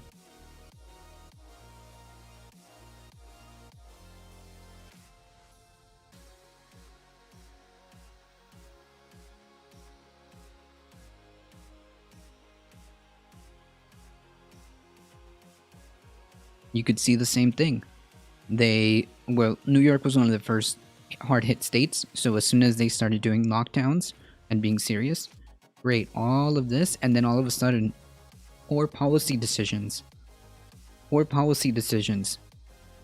Right here, boom, even worse than the first wave. Thank you for the biddies, Alio, I appreciate that. You could see where the policy failures are.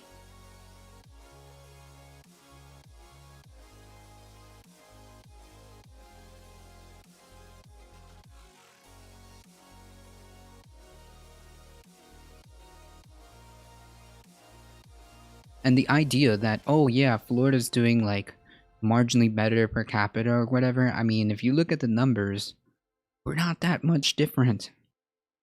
So again, this only tells me that both failed horribly and miserably.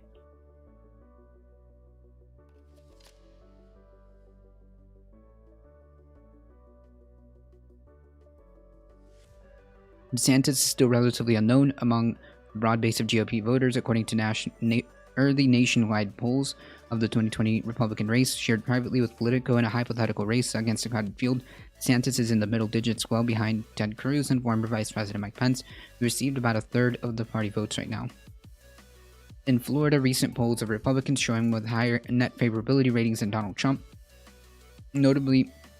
Notable findings in a populist battleground state where the former president just won by the biggest margin of any presidential candidate since 2004.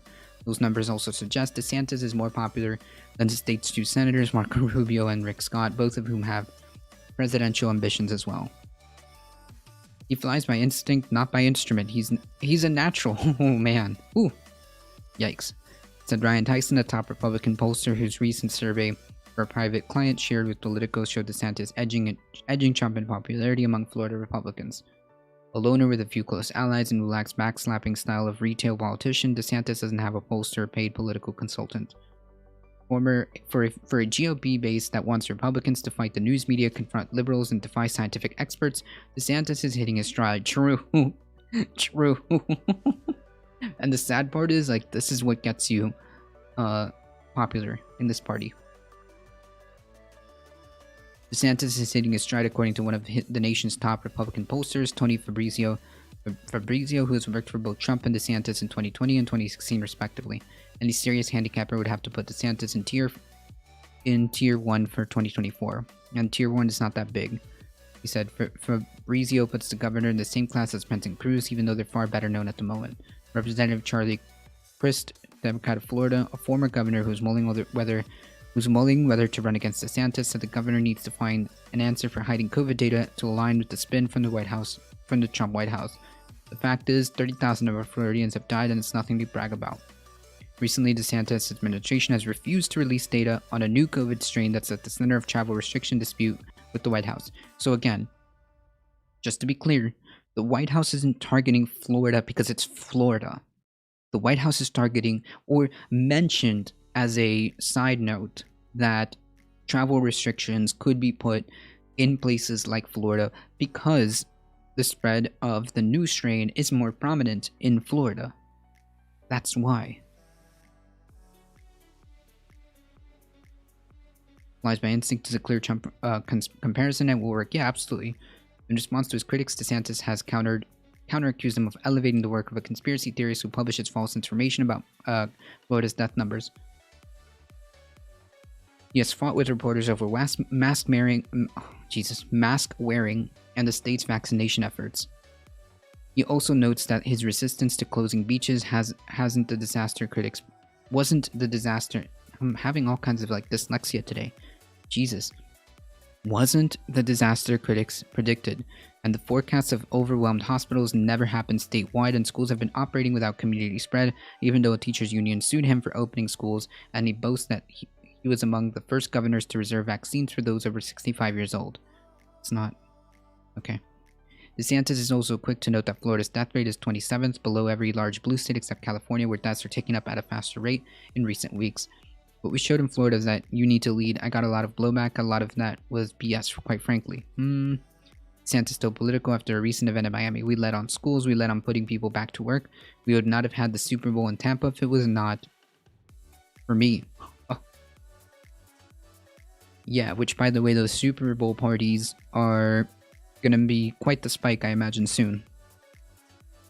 DeSantis swiped at the national media, and all those people who are self-annoyed and expert, they all say Florida would be the worst, but COVID mortality is less than national average per capita. Why do people focus on mortality? This seems like a super reductive way of thinking about this. Our economy is better than the national average, he said, referencing the unemployment rate, a booming real estate market. Okay, so in terms of the unemployment rate, there's questions here considering that Florida's unemployment benefit website is extremely buggy and on purpose messes up, and there's so many hoops you have to jump through.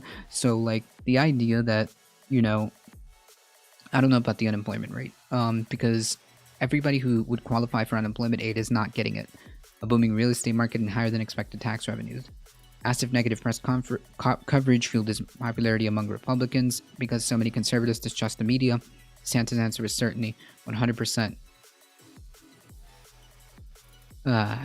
Yeah, nothing okay. Anyways, DeSantis brought up criticism of a photograph of him not wearing a mask while talking to someone in a skybox at the Tampa Stadium during the Super Bowl. How the hell am I supposed to drink a beer with a mask on? Come on. I had to watch the Bucks win. Yeah, sure. I mean, sure. Incredible.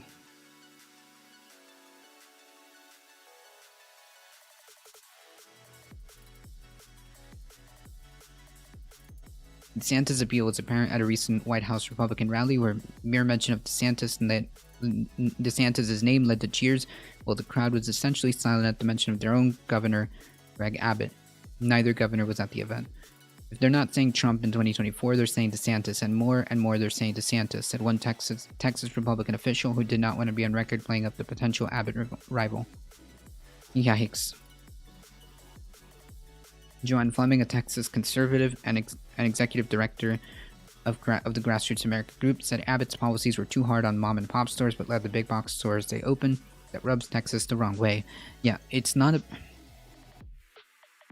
They should have closed everything. They shouldn't have made these contradictory guidelines that affect only certain areas and not others. They should have been a complete... Well, I mean, this is just a failure on the governmental level, like from the federal level, allowing states to essentially handle it on their own. This was a mistake, complete mistake from the beginning. As a result, she said Republicans are shifting more to potential candidates like DeSantis and South Dakota Governor Kristi Noem. An Ohio Senate candidate and former Treasury State Treasurer Josh Mandel last week praised DeSantis instead of his state's Republican Governor Mike DeWine, whose heavier-handed managing COVID has soured many Republicans on him. And in New York, a scandal engulfs Cuomo veteran GOP strategist Jessica Proud said it also further elevated DeSantis. It's embarrassing. Republicans have watched how he's handled himself with the media, and he has a way of pushing back that's effective and intelligent. Lamau. It's not so much the brashness of Trump in terms of tweeting and personal attacks, but it's strong and ongoing offense. In First in the Nation Iowa GOP Chair Jeff Kaufman said he's noticed an increased buzz over DeSantis, and so has former South Carolina GOP Matt Moore in his home state. Moore said while Governor Nikki Haley is still an early and clear favorite to win the first in the South primary, DeSantis' rise is unmistakable. Republicans, and just to be clear, this is a good indication of what's coming. Okay, this is a good indication of what's coming.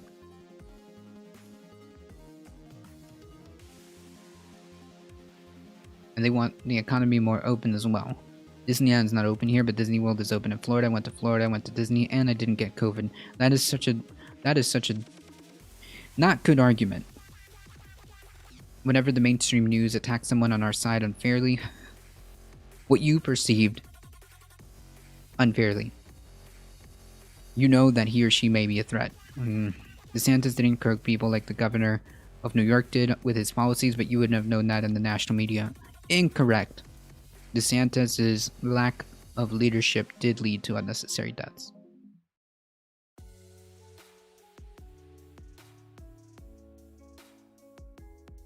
Incredible. It's still like, despite knowing this, like, it's still so shocking that, like, this is what gets the Republican Party going. Like, the base of the Republican Party. That's what gets it going. It's absolutely unbelievable to me.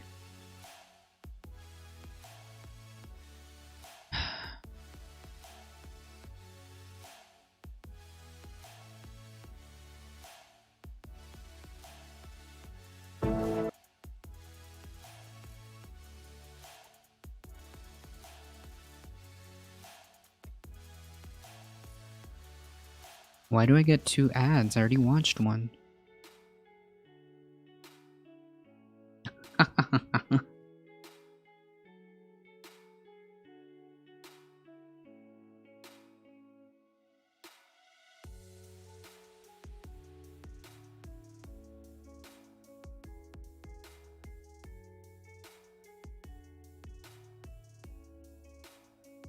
Oh, it's so adorable.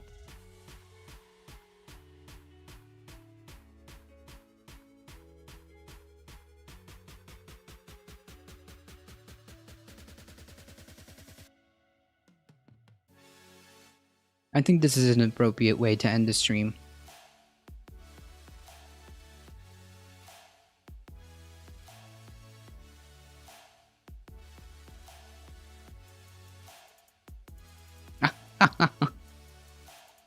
Oh my goodness.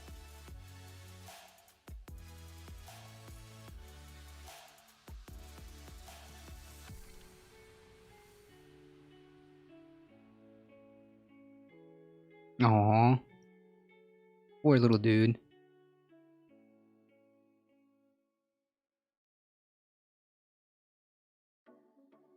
Baby ducky.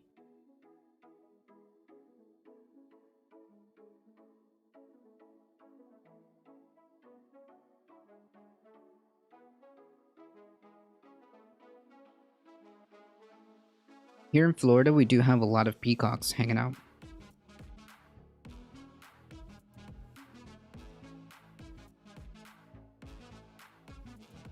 Oh.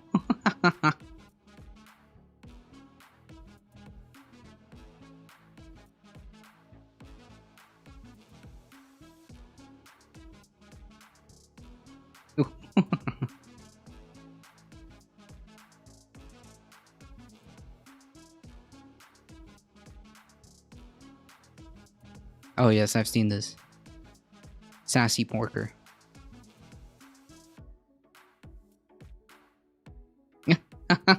Is that an Iggy?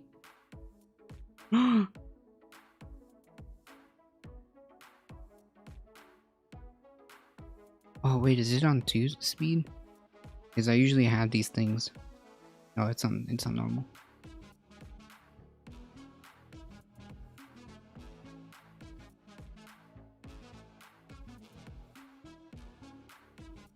That's adorable.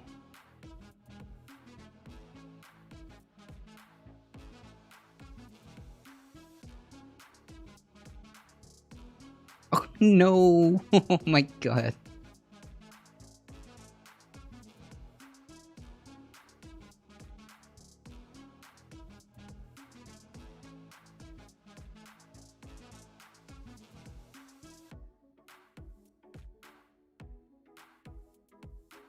A dancing ducky. A tap dancing ducky. Whoa. Are you trying to sell me a life-saving anti-choke device? Why?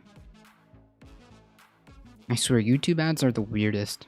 Maybe because I don't have, like, at least in my, like, personal channel, I don't have, a set variety. Like, I have a complete, whole different variety of stuff. Like, I'll have animal videos, different politic videos, music videos, all kinds of stuff. And, it just doesn't know what to feed me. The algorithm doesn't, the ads don't know what to serve me.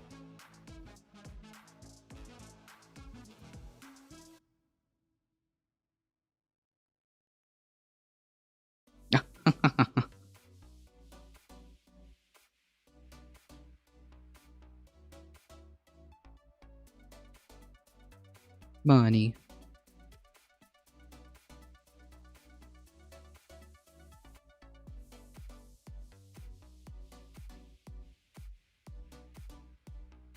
Yes, Memmy, it's just in time.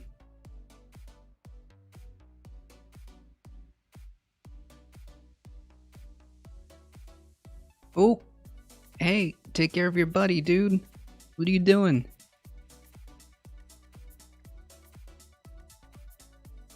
Reminds me of Facebook. I would try to ask me where I lived and it never suggests the city or state. Yeah, like if you give them less information, they serve you like the most random ads.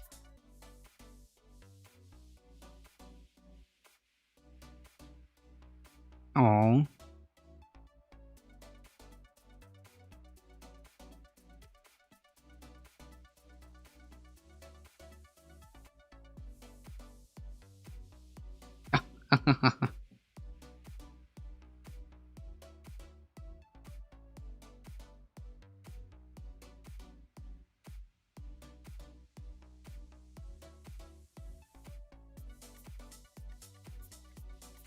It asked if you lived in Japan. Jeez.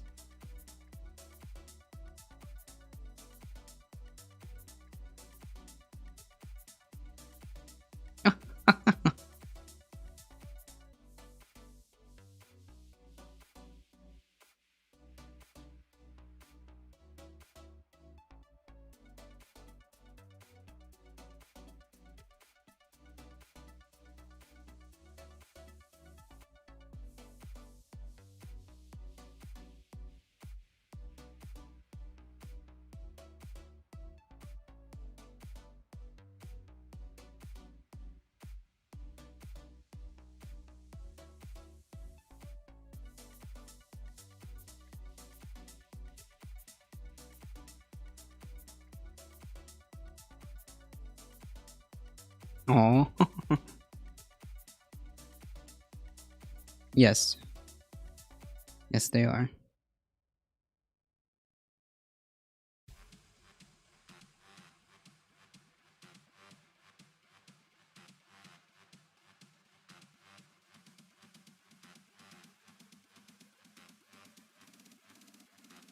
Jeez. I think I've seen this one before though.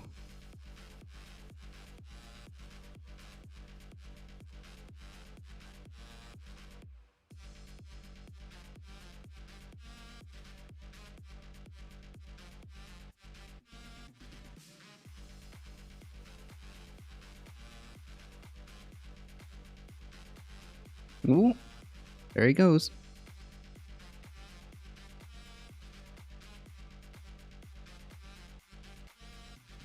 Like, they're using it like a slide.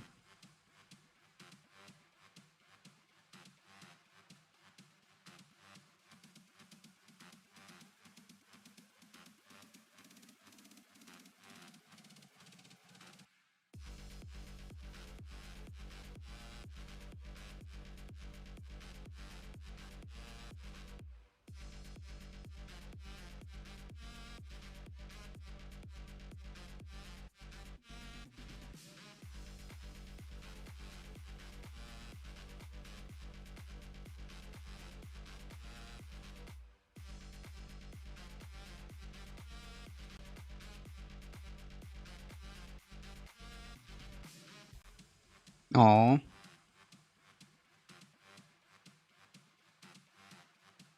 That's absolutely adorable. Well, we did have 8 minutes of cute animal time. So I think that's a perfect way to end the stream. Guys, I do want to thank all of you guys for hanging out here. It really does make the show run. We can't do this without you guys. Thank you so much for all of your support. Thank you so much, Alio, for the biddies. Thank you for the new follows, Garadax and Breakdown with WB. Thank you so much. You guys are the real MVPs. Please, if you guys enjoyed the content, make sure you hit that follow button and head over to our YouTube channel to hit that subscribe button. It really does help us out. And of course, spread the word. Spread the word. It really does help us. We appreciate all of you guys here. I'll be back tomorrow, 9 a.m. to 11 a.m. doing the news and politics as always. Please, again, and of course, join the Discord to keep up with the channel, to keep up with any news on the channel and social media. Thank you guys so much. I really appreciate you all. You guys are what makes this run. Thank you guys. Thank you, thank you, thank you. Thank you, thank you. Thank you, thank you. I love you all. Stay safe, please. If you're out there, especially in what's going on around there. Take care, folks. Of course. You take care, Memius. Take care, Zeke. As always, I love you all, and I hope to see you guys in the next stream. See ya! New Law Student Discord. Yeah, post it on links to be reviewed. Alio, post it. We have a little channel for links. Post all of that there. We're gonna head over to Ben's channel because Ben is doing a partner push. So let's go help Ben out. All right, let's go help Ben out. Be very kind and very supportive. We really love his. I personally like his content a lot. So please go ahead and support. We're trying to get partner status over there. As always, take care, guys. We're heading out in 5, 4, 3, 2, 1. Exactly, Memius. Here we go. Thank you, guys.